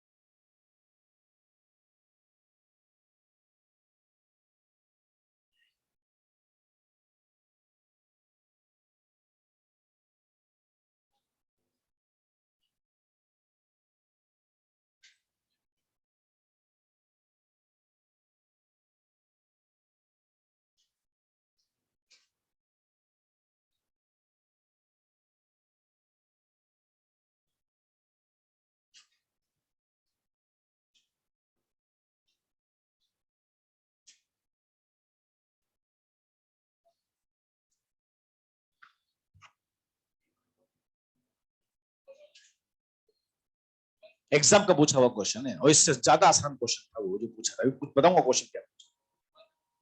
Answer आएगा 1000। पाइप को पानी में डिप करते हैं और जब पाइप को पानी में डिप करते हैं तो पानी नीचे से भरता है, पाइप का नेचर बदल जाता है, सीओपी हो। अब लेंथ तो चेंज होगी पर साथ में नीचे से पानी बढ़ता है तो पानी का सरफेस पाइप को क्लोज बना देता है, पाइप को रिटेन प्रोवाइड करता है, तो इसमें दो चेंज होते हैं। तो कैसे करना है, बात को सुनना। मान लेते मेरे पास एक ओपन पाइप है और ये ओपन पाइप है, उसकी लेंथ यहां पर एल है, तो बताओ उसका फंडामेंटल फ्रीक्वेंसी का फॉर्मूला क्या लिखेंगे, कितना लिखेंगे? ये हो जाएगा V/12 और ये वैल्यू हो जाएगी 1200 हर्ट्ज। ये क्वेश्चन में गिवन है। अब आपसे बोला गया इसको पानी में डिप किया, बोले इतना डिप किया, कितना? 40% ऑफ इट्स लेंथ पानी में डिप कर दिया, तो 40% पानी में चला गया, तो बताओ रिमेनिंग लेंथ कितनी बची? 60%। और एल का 60% कितना होता है? 0.6 एल होता है। तो लेंथ तो चेंज हो गई, ये तो हमें समझ में आ गया, सबको समझ में आ गया, लेंथ तो चेंज होगी, 60% बची। लेकिन प्रॉब्लम ये कि पानी को जब है ना, पानी में जब इसको डिप करते हैं तो पानी से भरता है, और जब पानी से भरता है तो पानी का सरफेस पाइप को रिटेन प्रोवाइड करता है, पाइप को क्लोज बना देता है। तो अल्टीमेटली यहां पर दो बातें हुई, लेंथ भी चेंज हुई और पाइप के नेचर भी चेंज हुई। पहले यहां क्या बन रहा था? एंटी नोड, लेकिन अब क्या बनेगा? नोड का फॉर्मेशन हो गया, पाइप क्लोज हो गया। और आपसे पूछा इसका फ्रीक्वेंसी क्या होगा, फ्रीक्वेंसी पूछा, लेकिन कौन सी फ्रीक्वेंसी पूछा ये नहीं बताया, तो कौन सी मानेंगे? फंडामेंटल। ध्यान रखना, ऑर्गन पाइप में बहुत सारी फ्रीक्वेंसीज होती हैं और कुछ नहीं बोलते, कौन सी मानते? फंडामेंटल। तो हमें फंडामेंटल निकालना है, तो बताओ उसका फ्रीक्वेंसी जो होगा एन डैश, वो कितना आएगा? V/4 की 2 4 सीओपी हो गया, और लेंथ कितना हो गया? 0.6। सॉल्व कर लेंगे, बताओ कितना आएगा? V/2.4 into L. अब हमें V/L का वैल्यू निकालना है। आपको पता है V/12 का वैल्यू कितना है? 1200 हर्ट्ज है, तो V/L कितना होगा? 2400 होगा। इसको 2 से मल्टीपल करेंगे तो V/L का वैल्यू 2400, ये होगा 2400/2.4 होगा। सॉल्व करना, कितना आएगा? 1000 हर्ट्ज। तो ध्यान रखिए, लेंथ भी चेंज हो रही है, साथ में पाइप के नेचर भी चेंज हो रही है। जब एग्जाम में क्वेश्चन आया था तो एग्जाम क्वेश्चन ये था, देखो एग्जाम अपने एपीएमटी का पूछा हुआ क्वेश्चन है। एक ओपन पाइप है, उसका फ्रीक्वेंसी एन है, कितना?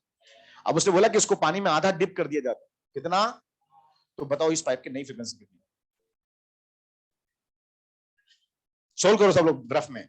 एक पाइप है, उसकी फ्रीक्वेंसी, एक ओपन पाइप है, उसकी फ्रीक्वेंसी कितनी? एन। एक ओपन पाइप का फ्रीक्वेंसी कितना है? एन। एक ओपन पाइप है, उसका फ्रीक्वेंसी कितना? एन है। उसको आधा पानी में डिप करते हैं तो नया फ्रीक्वेंसी क्या? अरे सेम हो जाएगा, वही रहे। मैंने बोला यहां पर एक पाइप है जिसकी फ्रीक्वेंसी कितनी है? एन है ना, ओपन पाइप की। तो हम बोलते हैं एन का वैल्यू सपोज V/2 है, एल उसकी लेंथ। आपने क्या करा? उसको पानी में डिप किया, कितना? आधा। तो जो नया फ्रीक्वेंसी आएगा एन डैश, वो होगा V/4 इंटू L/2। पाइप्स हो गया सीओपी, लेंथ हो गया, बताओ कितना है? V/12 हो गया। और ये V/12 बताओ ये भी कितना होगा? एन। Same frequency. तो बहुत छोटी सी बात है, लेकिन ध्यान रखेंगे यहां पर पाइप का नेचर भी बदल रहा है और लेंथ भी बदल रही है, तो क्वेश्चन ऐसा।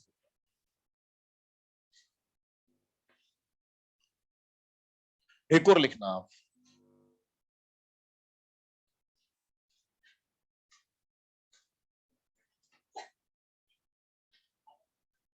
बात कर लो ना, इमरजेंसी दिन ना, इमरजेंसी तो कर लिया करो, बात ऐसा कोई खास बात नहीं।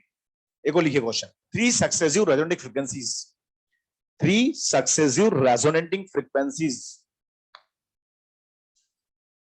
three successive resonating frequencies of an organ pipe are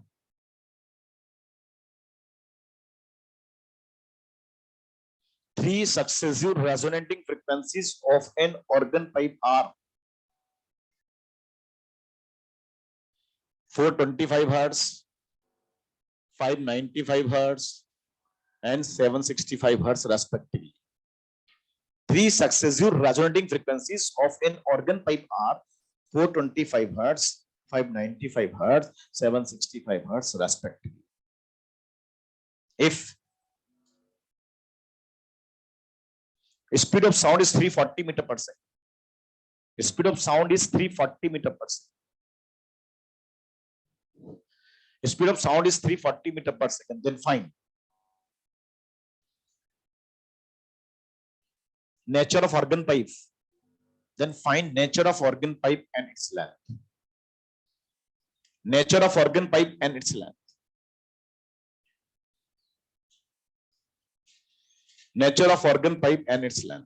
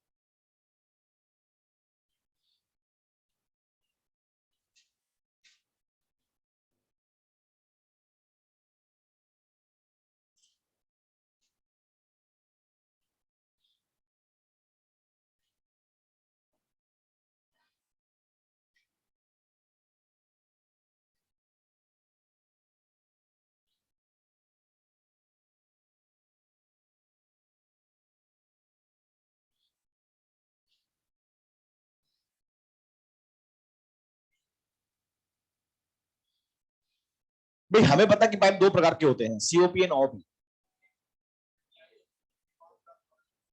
ऐसा ऑर्गन पाइप जिसका फ्रीक्वेंसी का रेशियो 13579 होता है, हम समझते हैं सीओपी होता है। और ऐसा फ्रीक्वेंसी, ऐसा पाइप जिसका फ्रीक्वेंसी का रेशियो 12345 होता है, ओपन ऑर्गन पाइप। एक काम करें, हमें ये तीन सक्सेसिव फ्रीक्वेंसीज दे रखी हैं, हम इनका रेशियो निकाल लें। इनका जो रेशियो आएगा ना, बेसिकली वही डिसाइड करेगा पाइप का नेचर कैसा। तो इन तीनों फ्रीक्वेंसी का रेशियो निकालते हैं। अब रेशियो निकालने के लिए तो छोटा करना पड़ेगा, काटना पड़ेगा। तो देखो जहां पर छोटा करते हैं इसको, बोले तीन फ्रीक्वेंसी, तीनों के पीछे 555 आ रहा है, और 55 अगर आ रहा है तो मैं समझूंगा 5 से इनको उड़ा सकता हूं। अरे 5 से कर सकते हैं ना यार, ये छोटा करना है, रेशियो निकालना है, तो 5 से उड़ाएंगे। 5 से उड़ाएंगे तो बताओ ये कितने आएगा, 85। ये कितना आएगा, 119। और ये कितना आएगा, 150। 5 से उड़ाऊंगा, ये आएगा ना।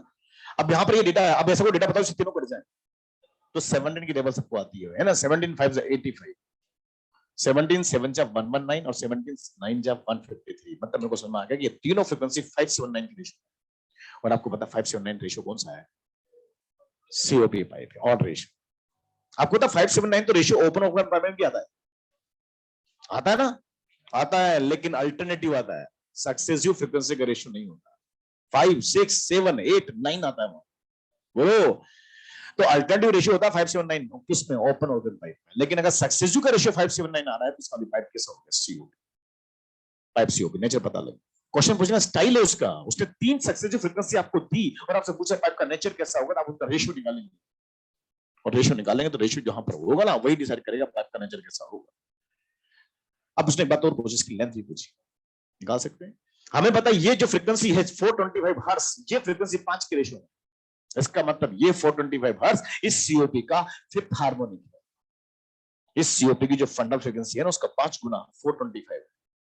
अब रेशियो यही तो बताना चाहता है यार, ये 5 के रेशियो में है तो ये 7 के रेशियो में होती है, 7th हार्मोनिक है, ये 9th हार्मोनिक है। तो क्या मैं ऐसा बोल सकता हूं 5V/4L? कौन सा पाइप है ये, तो बताओ पहली फ्रीक्वेंसी कितनी होती है, V/4। फिफ्थ हार्मोनिक कितना होगा, 5V/4L। बताओ उसका वैल्यू कितना दिया क्वेश्चन, 425। अगर यहां लिखता तो यहां क्या लिखता, 7V/4L का वैल्यू कितना लिख रहा, 590 लिख दिया, आप सोल्व किया। तो 5 इंटू वी का वैल्यू 340 मेरे को दे रखा है, 4 और एल मेरे को निकालना, तो मैं उसको ऊपर ले जाऊंगा, ये वैल्यू नीचे लग दूंगा। तो 425 यहां पर होगा, इसको स्टूडेंट क्या बेटा, ये समझा तेरी बात।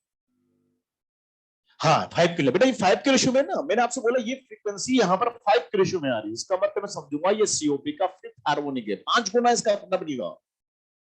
अब बताओ सीओपी की सबसे छोटी फ्रीक्वेंसी कितनी होती है, V/4। उसका फिफ्थ हार्मोनिक का फॉर्मूला 5V/4। तो मैं ये समझ रहा हूं, मेरे मन को समझा रहा हूं कि यार ये सीओपी है, इसके 5V/4 का वैल्यू 425, तो ये 5 के रेशियो में आ रहा है। अगर ये तो ये क्या था, 7V/4। मैं लिख दिया, सॉल्व किया। तो बताओ यहां पर एल निकाला था, ये मैंने नीचे पुट किया, कितना है एल, एल का वैल्यू यहां पर आएगा 1 metre.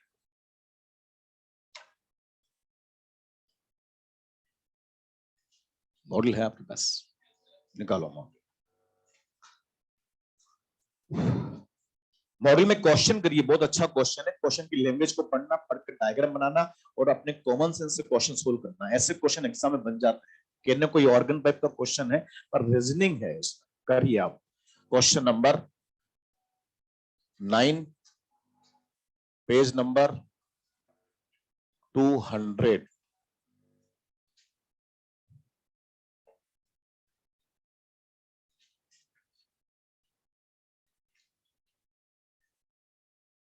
Question number 9, page number 200।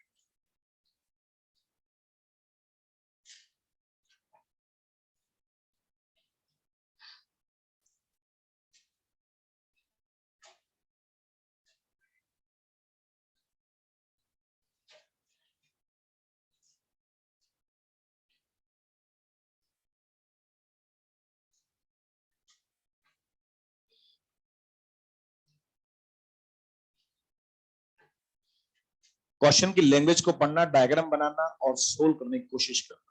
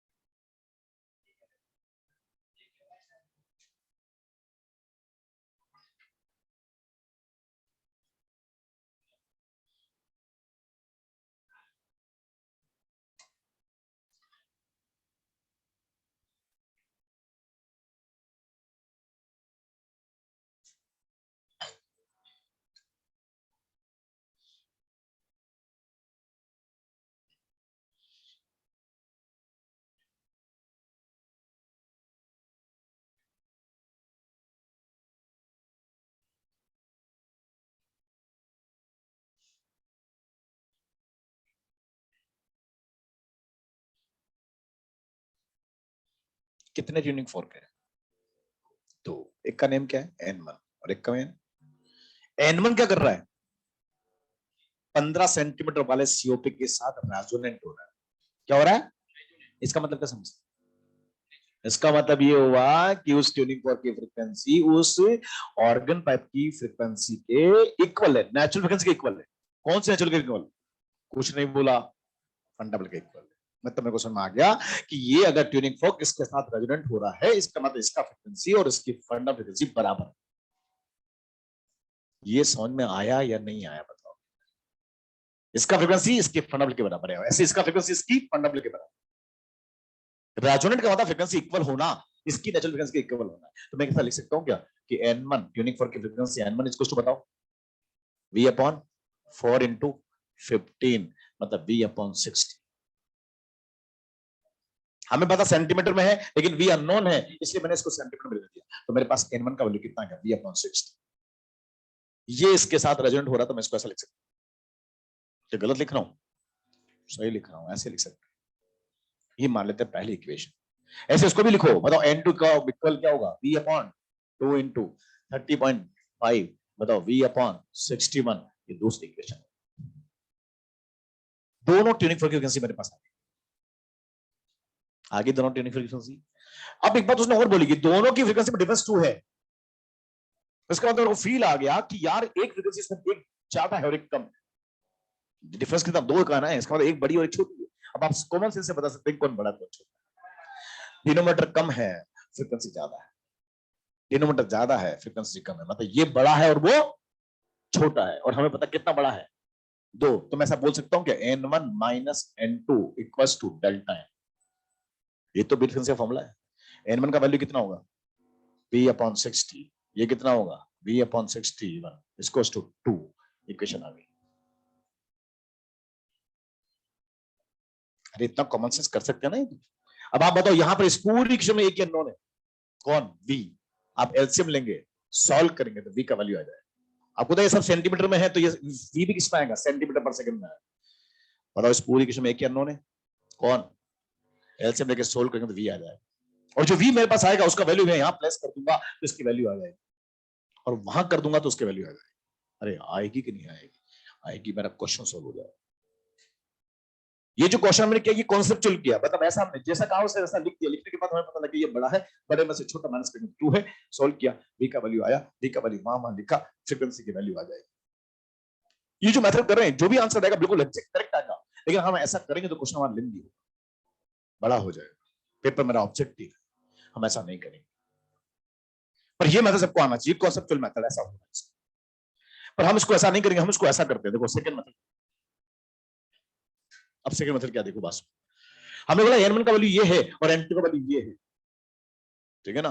हम मान लेते हैं कि कोई भी एक ट्यूनिंग फोर्क की फ्रीक्वेंसी सपोज n1 की वैल्यू n के बराबर है और ये है v/60, ये थर्ड इक्वेशन है।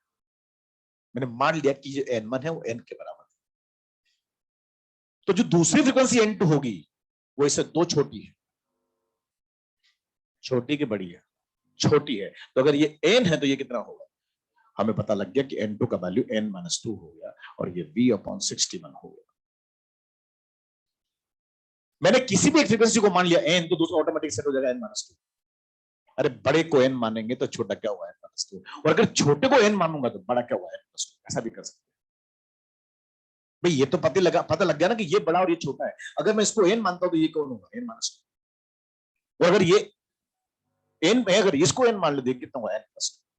हमें दो का डिफरेंस, हमने एक को n मान लिया, एक को n-2 मान, दो इक्वेशन बना ली और दोनों का रेशियो बना। अब आप बताओ रेशियो जब बनाएंगे तो v तो कट जाएगा 3/4। जब इन दोनों का रेशियो बनाऊंगा तो यहां क्या आएगा LHS में n और ये होगा n-2। बताओ यहां क्या आएगा 61 और 60, v भी कट जाएगा। जिसको हमें फाइंड नहीं करना था मैंने उड़ा दिया। अब रेशियो क्या आएगा n/n-2 = 61/60। अब देखो ध्यान से, इस इक्वेशन में एक क्या अननोन कौन है, आराम से सोल्व कर सकते हैं, क्वेश्चन को सोल्व कर सकते हैं। तो n का वैल्यू कितना है, सोल्व किया था ना, n का वैल्यू कितना आएगा 122 हर्ट्ज आएगा और n-2 कितना आएगा 120 हर्ट्ज आएगा। बताओ n किसको माना था n1 को, और ये कौन होगा n2। मतलब दोनों ट्यूनिंग फोर्क की फ्रीक्वेंसी मेरे पास आएगी, एक होगा 122 और एक होगा 120। बस एक को n मानना, हमें पता लगे ये बड़ा है छोटा, तो एक को n मान लिया, दूसरा ऑटोमेटिक n-2 हो गया, रेशियो बना दिया, वीक कर गया, एक की अननोन है, सॉल्व कर सकते हैं। अच्छा एक बात और ध्यान रखना, जब रेशियो बनाएंगे तो इस रेशियो में भी एक बात ध्यान रखें, ये बड़ी वैल्यू है, ये छोटी वैल्यू, तो इधर भी बड़ी वैल्यू पहले आएगी, छोटी वैल्यू नीचे आएगी। अरे मोर अपॉन लेस के बराबर होता है आज, क्रॉस चेक करने का तरीका है। मोर अपॉन लेस के बराबर होता है, कभी आपने देखा है ऐसा, more upon less equal to less upon more. अगर ऐसा आ रहा है इसका मतलब आपने कहीं गलत किया क्वेश्चन। ये चेक करने का तरीका हो गया, ज्यादा बटे कम तो ज्यादा बटे कम के बराबर। अरे न्यूमरेटर ज्यादा तो ये भी ज्यादा होगा, ये डिनोमिनेटर कम तो ये भी कम होगा। सॉल्व करेंगे इनका वैल्यू आपके पास नहीं समझ में आई। या फिर एक काम करो, कोई माना वाना नहीं, हम तुम मारो गोली मानना, हम ऐसे भी कर सकते हैं। सुनो, आपने n1 लिख लिया, लिखना पड़ेगा, तो n2 भी लिख लिया, इन दोनों का यही रेशियो बनाओ फ्रॉम 1/2। ये थर्ड मेथड हम ऐसा भी कर सकते हैं, डायरेक्ट रेशियो बनाओ। बताओ n1/n2 कितना आएगा 61/60, यही आएगा ना भाई। अब आप बताओ इसमें कितना अननोन है, 2 n1n2, पर हम इसको अननोन को एक में बदलना चाहते हैं। देखो कैसे, हमें पता है ये ज्यादा है, ये भी ज्यादा होगा, और अगर ये कम है तो ये कम होगा, और कम होगा तो कितना होगा साला 2 कम होगा। तो मैं इसको दो तरह से लिख सकता हूं, ज्यादा वाले को n मान लो तो कम ऑटोमेटिकली क्या होगा n-2। अरे जो काम मैं मान के कर रहा हूं डायरेक्ट भी तो कर सकता हूं, इतना बड़ा हूं मैं, कोई बच्चा थोड़ी ना हूं 11th क्लास में। तो हमें पता लग गया कि ये ज्यादा है तो ये ज्यादा होगा, ये कम तो कम होगा। अब ज्यादा अगर n है तो कम कितना होगा, तो n/n-2 यहां पर लिखूंगा 61/60, सॉल्व कर लूंगा। ये तो चीज कर दी हमने। आप चाहो तो ऐसा भी कर सकते हो कि इसको n मान लेते, ये कितना होगा n+2 और ये कितना होगा 61/60। हम ऐसा भी सोल्व कर सकते हैं, इससे भी आंसर आएगा। बोलो भाई, तो n1n2 आपको लिखना ही है क्योंकि तो लैंग्वेज है क्वेश्चन। लिखने के बाद वही रेशियो बनाओ, रेशियो बनाने के बाद ध्यान रखो, ऊपर ज्यादा है तो इधर भी ज्यादा होगा, इधर कम है तो इधर कम होगा। ज्यादा कितना ज्यादा है, बोले 2 ज्यादा है, तो अगर छोटे वाले को n मानेंगे तो इसको क्या बोलेंगे n+2, और अगर बड़े वाले को n मानेंगे तो छोटे वाले को क्या मानेंगे n+2। कर सकते ना भाई, तो जैसा तुम्हें अच्छा लगे वैसा कर सकते हैं, पर एक्चुअल मेथड हम ये करते हैं, पर ये थोड़ा लेंदी पड़ता है क्योंकि इसमें v निकालना पड़ेगा। हम चाहें तो v नहीं निकाल के भी रेशियो बना के सोल्व कर सकते हैं। ये करें नोट, उसके बाद एक क्वेश्चन और पढ़े इससे पहले वाला, क्वेश्चन नंबर 8 इसी पेज का। ये भी बहुत अच्छा क्वेश्चन है, और इस क्वेश्चन और उस क्वेश्चन में डिफरेंस क्या है, लैंग्वेज को पढ़ना समझने की कोशिश करना। क्वेश्चन नंबर 8 और ये है पेज नंबर 200, इसको भी पढ़िएगा।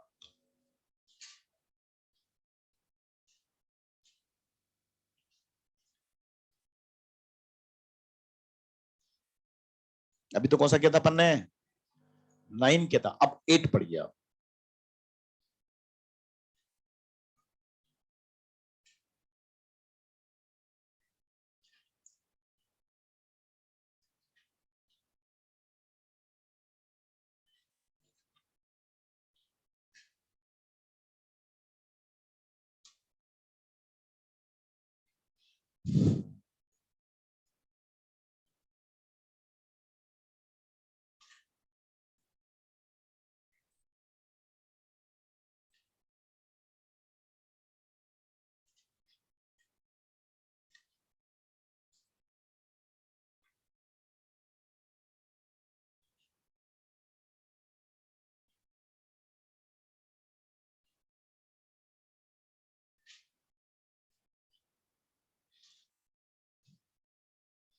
पढ़िए और इस क्वेश्चन की लैंग्वेज और उस क्वेश्चन की लैंग्वेज में डिफरेंस फील करिए।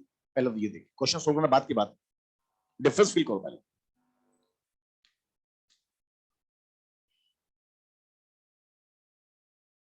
वो छोटे क्वेश्चन है, ऑर्गन पाइप के क्वेश्चन है, रीजनिंग है, इनमें दिमाग लगता है। बच्चा यहाँ पर ये इस तरह के क्वेश्चन पूछता है एग्जाम में, ताकि उसमें के दोनों बातें चेक हो जाती है, बच्चे को कितना रीजनिंग आता है और बच्चे को कितना ऑर्गन पाइप का नॉलेज है।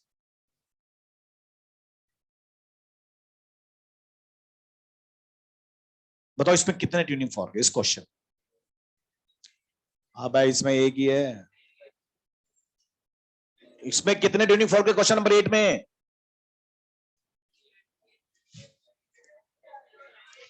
इसमें कितने ट्यूनिंग फॉर्क हैं? एक ट्यूनिंग फॉर्क। उसमें कितने थे? पहला डिफरेंस तो ये होगा कि दोनों में अलग अलग डिफरेंस, ठीक है ना? उसमें 2 थे, इसमें एक। अच्छा, यहाँ एक ट्यूनिंग फॉर्क जो यहाँ पर है वो ऑर्गन के साथ बीट्स बना रहा है कि रेजोनेंट कर रहा है? बीट्स बना रहा है। किनके साथ? 2 ऑर्गन पाइप के साथ, जिनकी लेंथ 30-31 है। ओहो, दोनों पाइप की लेंथ अलग अलग है, 30-31। लेंथ अलग होने का मतलब दोनों पाइप की फ्रीक्वेंसी अलग अलग है।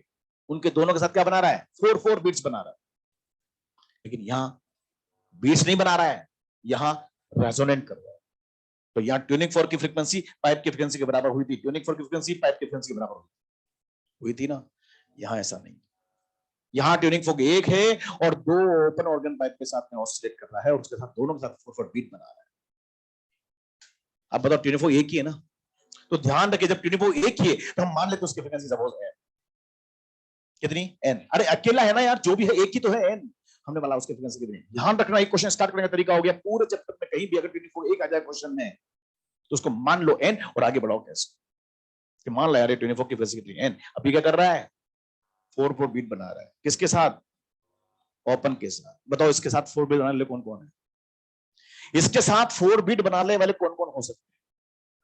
बोले 2 हो सकते हैं, एक तो n+4 और एक n-, नहीं हो सकता।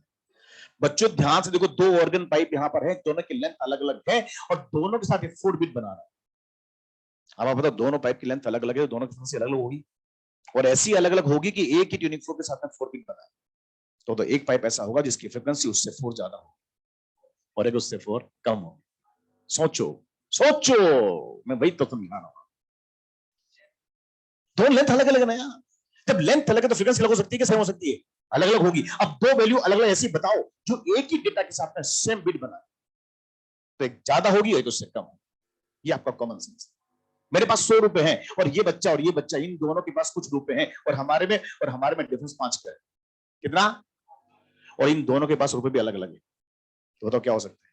एक के पास 105 हो सकता है और एक के पास 95 हो सकता है। तो ट्यूनिंग फोर्क जब एक होता है और बीट्स बनाता है 2 वैल्यू के साथ, तो एक ज्यादा होगी एक कम होगी। हमने बोला यार एक फ्रीक्वेंसी ज्यादा एक फ्रीक्वेंसी कम, तो एक पाइप यहां पर ऐसा होगा और एक पाइप यहां पर ऐसा। बताओ फ्रीक्वेंसी ज्यादा तो लेंथ, तो ये पाइप की लेंथ यहां पर 30 होगी और इसकी लेंथ 31 होगी। लेंथ अलग अलग है, फ्रीक्वेंसी अलग अलग होगी और एक ही डेटा के साथ में 4 बिट बना। तो हमें समझ में आ गया कि इस पाइप का फ्रीक्वेंसी n+4, इसका कितना हुआ? n-4। बताओ इन दोनों के बीच में आपस में डिफरेंस कितना हो गया? 8 का डिफरेंस हो गया। देखो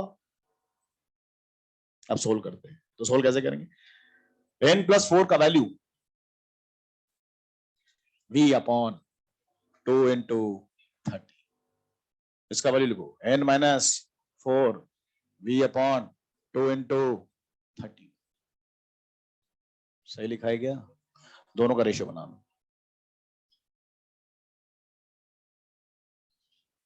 जब रेशियो बनाएंगे तो बताओ क्या आएगा? n plus 4 upon n minus 4 equal to 31 upon 30। अब देख लो, चेक कर लो, मोर अपॉन लेस आ रहा है, मोर अपॉन लेस ही आ रहा है। सही किया, मतलब आप क्रॉस मल्टीपल चेक कर लो, सोल्व कर लो, बताओ n का वैल्यू कितना है? 244। तो n प्लस 4 कितना आएगा? 240 है। n माइनस 4 कितना आएगा? 240। बताओ n किसको माना था? ट्यूनिंग फोर्क की फ्रीक्वेंसी 244 है। हाँ तो आएगा ना, आ तो रहा है 248 240 आ तो रहा है। क्योंकि ये दोनों पाइप अलग अलग हैं और इन दोनों की वैल्यू ऐसी है जो इसके साथ में 4 बीट बनानी, तो एक इससे ज्यादा होगी 4, एक इससे ज्यादा होगी। ये 95 और ये 105 डिफरेंस कितना इन दोनों के बीच में?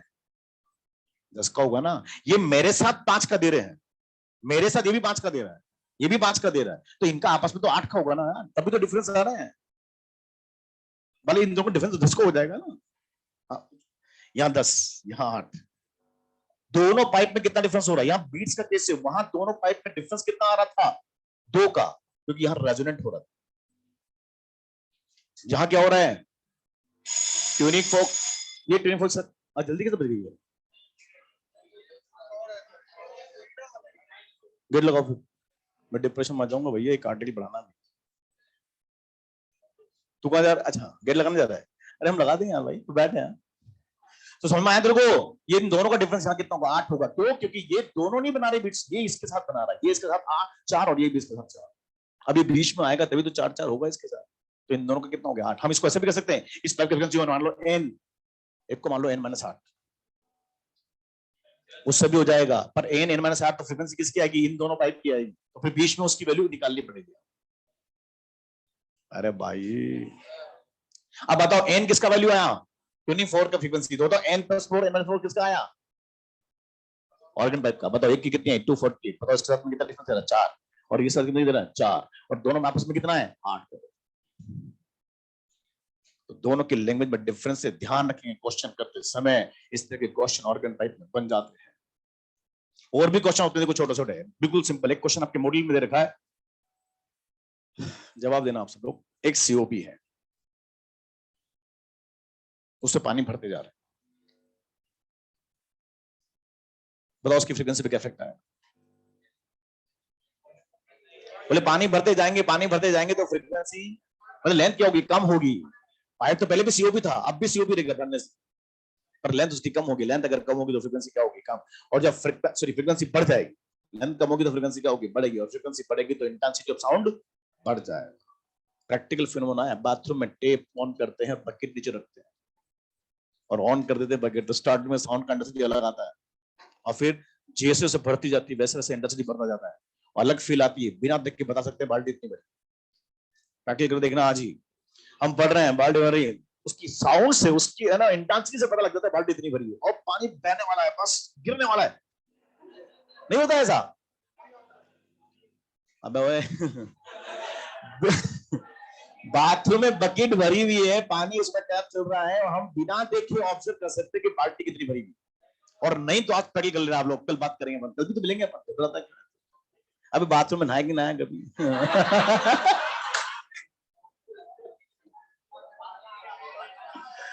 अब चलिए काम की बात करें। एक क्वेश्चन ऐसा आया था मेडिकल में, वो समझ में आ गया भाई? साउंड की ना लेंथ कम होगी तो फ्रीक्वेंसी बढ़ेगी, तो इंटेंसिटी साउंड की बढ़ जाएगी। एक क्वेश्चन ऐसा है कि एक सीओपी है, उसके सराउंडिंग का टेंपरेचर बढ़ा देते हैं तो फ्रीक्वेंसी क्या इफेक्ट है?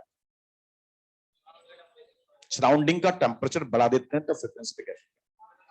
बोले टेंपरेचर बढ़ाएंगे तो वेलोसिटी ऑफ साउंड बढ़ जाएगा, गामा आर टी बनाम डब्ल्यू। वेलोसिटी बढ़ेगा, और वेलोसिटी बढ़ेगा तो न्यूमीटर बढ़ जाएगा, तो फ्रीक्वेंसी बढ़ जाएगी। टेम्परेचर बढ़ाएंगे फ्रीक्वेंसी बढ़ेगा, टेम्परेचर घटाएंगे फ्रीक्वेंसी घट जाएगा। कई बच्चे ऐसे भी बोलते हैं सर टेम्परेचर बढ़ाएंगे तो पाइप की लेंथ भी तो बढ़ जाती है। बोला लेंथ बढ़ती नहीं है, या बढ़ती है तो बहुत नेग्लिजिबल बढ़ती है। मतलब कंपेयर टू दैट वेलोसिटी के कंपेयर में लेंथ को चेंज नेग्लिजिबल मानते हैं। तो लेंथ का चेंज वेरिएशन नहीं देखते, किसका चेंज देखेंगे टेम्परेचर से, सीधा वेलोसिटी का। टेम्परेचर बढ़ाओगे तो वेलोसिटी बढ़ेगी, इसलिए फ्रीक्वेंसी क्या होगी, बढ़ जाएगी। ऐसा थोड़ी है गिलास पानी का गिलास भरा हुआ है, गर्मी में बड़ा हो जाता है, नहीं होता, होता है तो बहुत नेग्लिजिबल, मतलब उससे कोई इफेक्ट नहीं आता। तो लेंथ में वेरिएशन नहीं मानेंगे, किसमें मानेंगे, वेलोसिटी में। बताओ टेम्परेचर बढ़ाएंगे तो वेलोसिटी बढ़ेगी, तो फ्रीक्वेंसी भी क्या होगी, बढ़ेगी। जैसे कि बातें यहाँ पर हो सकती हैं। एक आर्टिकल और पढ़ने वाले हैं हम इसमें, है? पानी क्यों पी लूं, एक अरे आर्टिकल पढ़ लेते हैं, फिर पीछे हो जाएगा बैच। एंड करेक्शन आर्टिकल बनाओ, एंड करेक्शन। ऑर्गन पाइप में एक टर्म और होती है एंड करेक्शन, पढ़ा आप लोगों ने कभी, उसकी बात करते हैं। पानी P low sir. And correction of organ pipe. आप बोले सर पानी वाली बात बता रहे हैं, पानी पी लो आप। हेडिंग बनाइए, एंड करेक्शन। इसमें लिखिए भाई, due to inertia of motion of wave, due to inertia of motion of wave, due to inertia of motion of wave। वो तो इंपोर्टेंट आर्टिकल है बेटा, 5 क्वेश्चन बनते हैं इसमें छोटे छोटे, ध्यान रखना। वो छोटा सा आर्टिकल है 10 मिनट का, 5 मिनट, लेकिन 5 क्वेश्चन बनाता है। लिखिए, due to inertia of motion of wave, position of antinode is slightly shifted, position of antinode of slightly shifted, position of antinode is slightly shifted above from open end of organ pipe. Due to inertia of motion of wave, position of antinode is slightly shifted above from open end of organ pipe. Due to inertia of motion of wave, position of antinode is slightly shifted above from open end of organ pipe. It is called as end correction of organ pipe. It is called as end correction of organ pipe.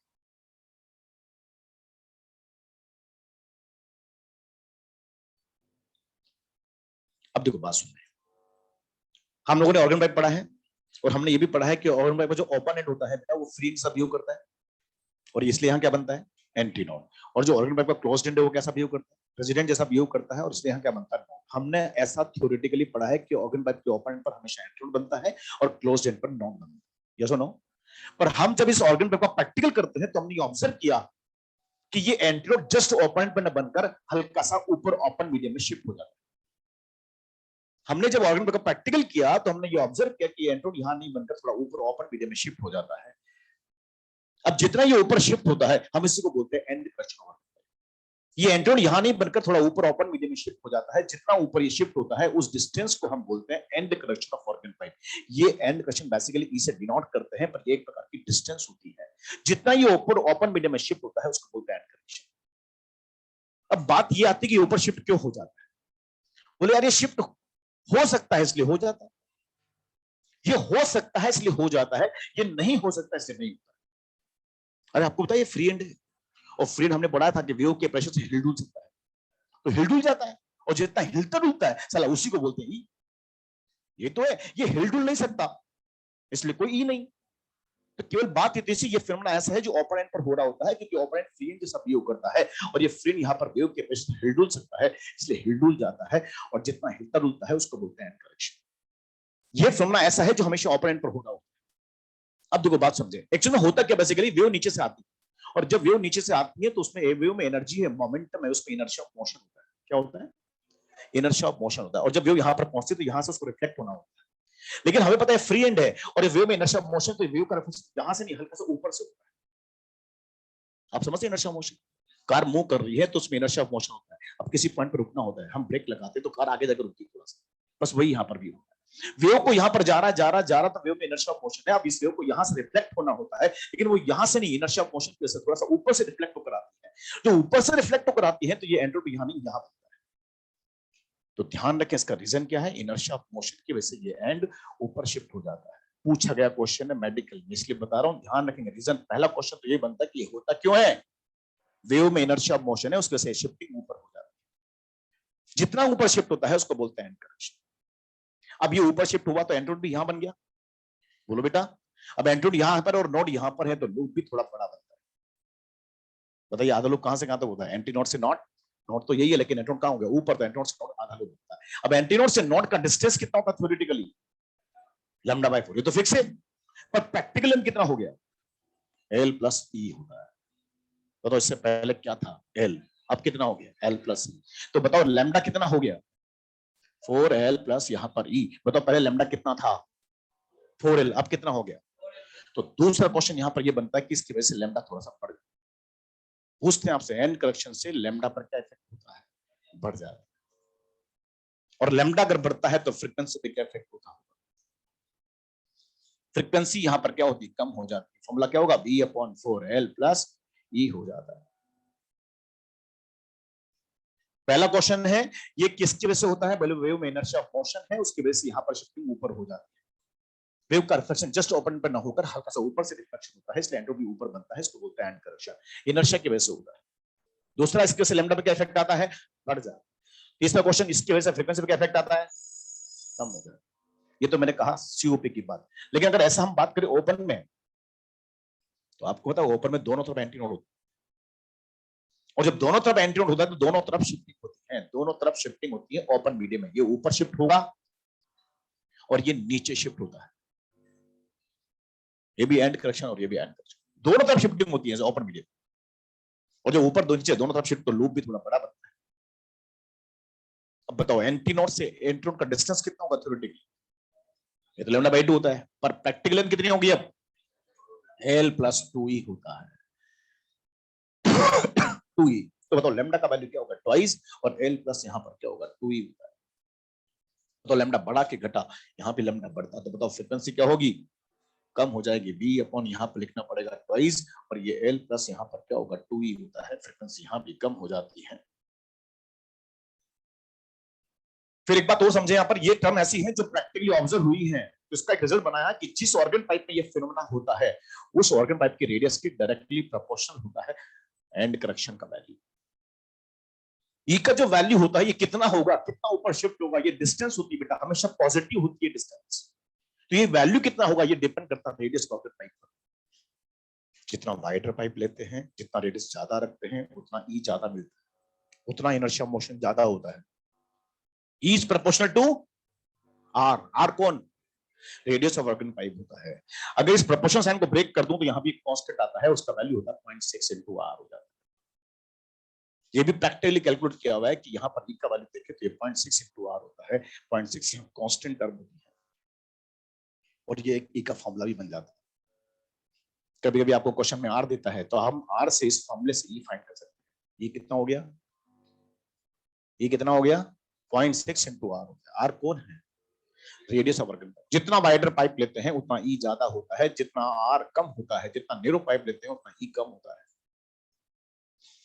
इस are को diameter के form में भी लिख सकते हैं,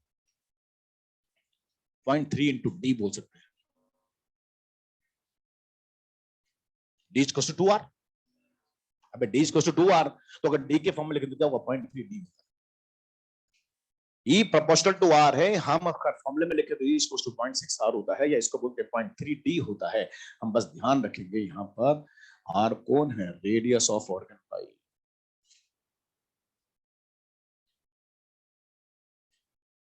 और d यहां पर कौन है? Diameter of organ.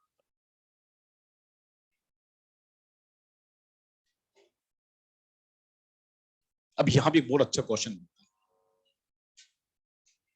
और पूछा भी गया क्वेश्चन,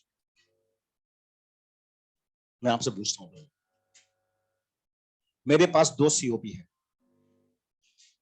दोनों सीओपी है, दोनों की लेंथ सेम है, दोनों सीओपी है, दोनों की लेंथ, बस दोनों में डिफरेंस है। एक नैरो पाइप है और एक वाइडर पाइप।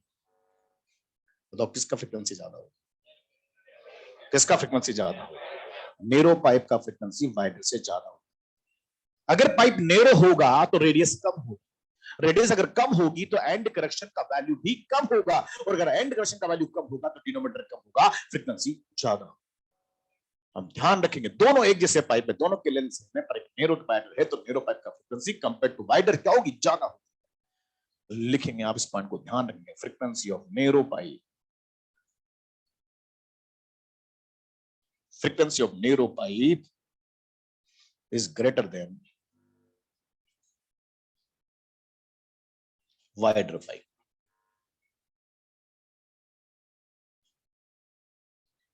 कितने क्वेश्चन हो गए? 4 तो बन गए। पहला क्वेश्चन क्या था? किसकी वजह से होता है? इनर्शिया की वजह से। लैम्डा पे क्या इफेक्ट आता है? बढ़ जाता है, लेंथ बढ़ती है ना, बढ़ जाता है, फ्रीक्वेंसी कम हो जाती है। नेरो वाइडर पाइप है, किसका फ्रीक्वेंसी? नेरो पाइप का फ्रीक्वेंसी वाइडर से ज्यादा हो।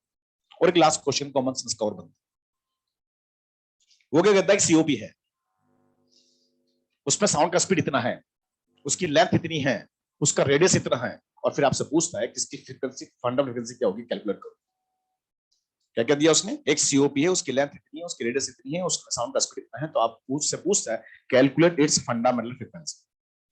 अब आपको ना फंडामेंटल फ्रीक्वेंसी दो फॉर्मूले हो गए, एक तो होता है V/4L, एक होगा V/4L प्लस E। तो कौन सा यूज करना चाहिए? L plus E। क्यों? उसने R दिया है। ध्यान रखेंगे क्वेश्चन में अगर वो R दे देता है तो आप समझेंगे आपको इनडायरेक्टली E दिया है, और अगर E दिया है तो उसकी इच्छा है आप E को यूज करके फॉर्मूला लिखें। समझ में आई? अरे R क्यों देता? अदरवाइज R दिया ना उसने, तो आप R से E निकाल सकते हैं। E का फॉर्मूला क्या हुआ? 0.6 R। तो जब भी क्वेश्चन में R डिफाइन कर दे तो हम समझेंगे हमें E दिया है, और हमें अगर E दिया तो हम E को यूज करके क्वेश्चन सोल्व करते हैं, तो फिर फॉर्मूला बदल जाएगा। फिर क्या होगा? V/4L नहीं होगा, V/4L प्लस E। V/12 नहीं होगा, V/2L प्लस 2E होगा। कर लेंगे, आज हम इतना ही पढ़ पाएंगे। Okay, thank you. हम भी इतना ही पढ़ पाएंगे।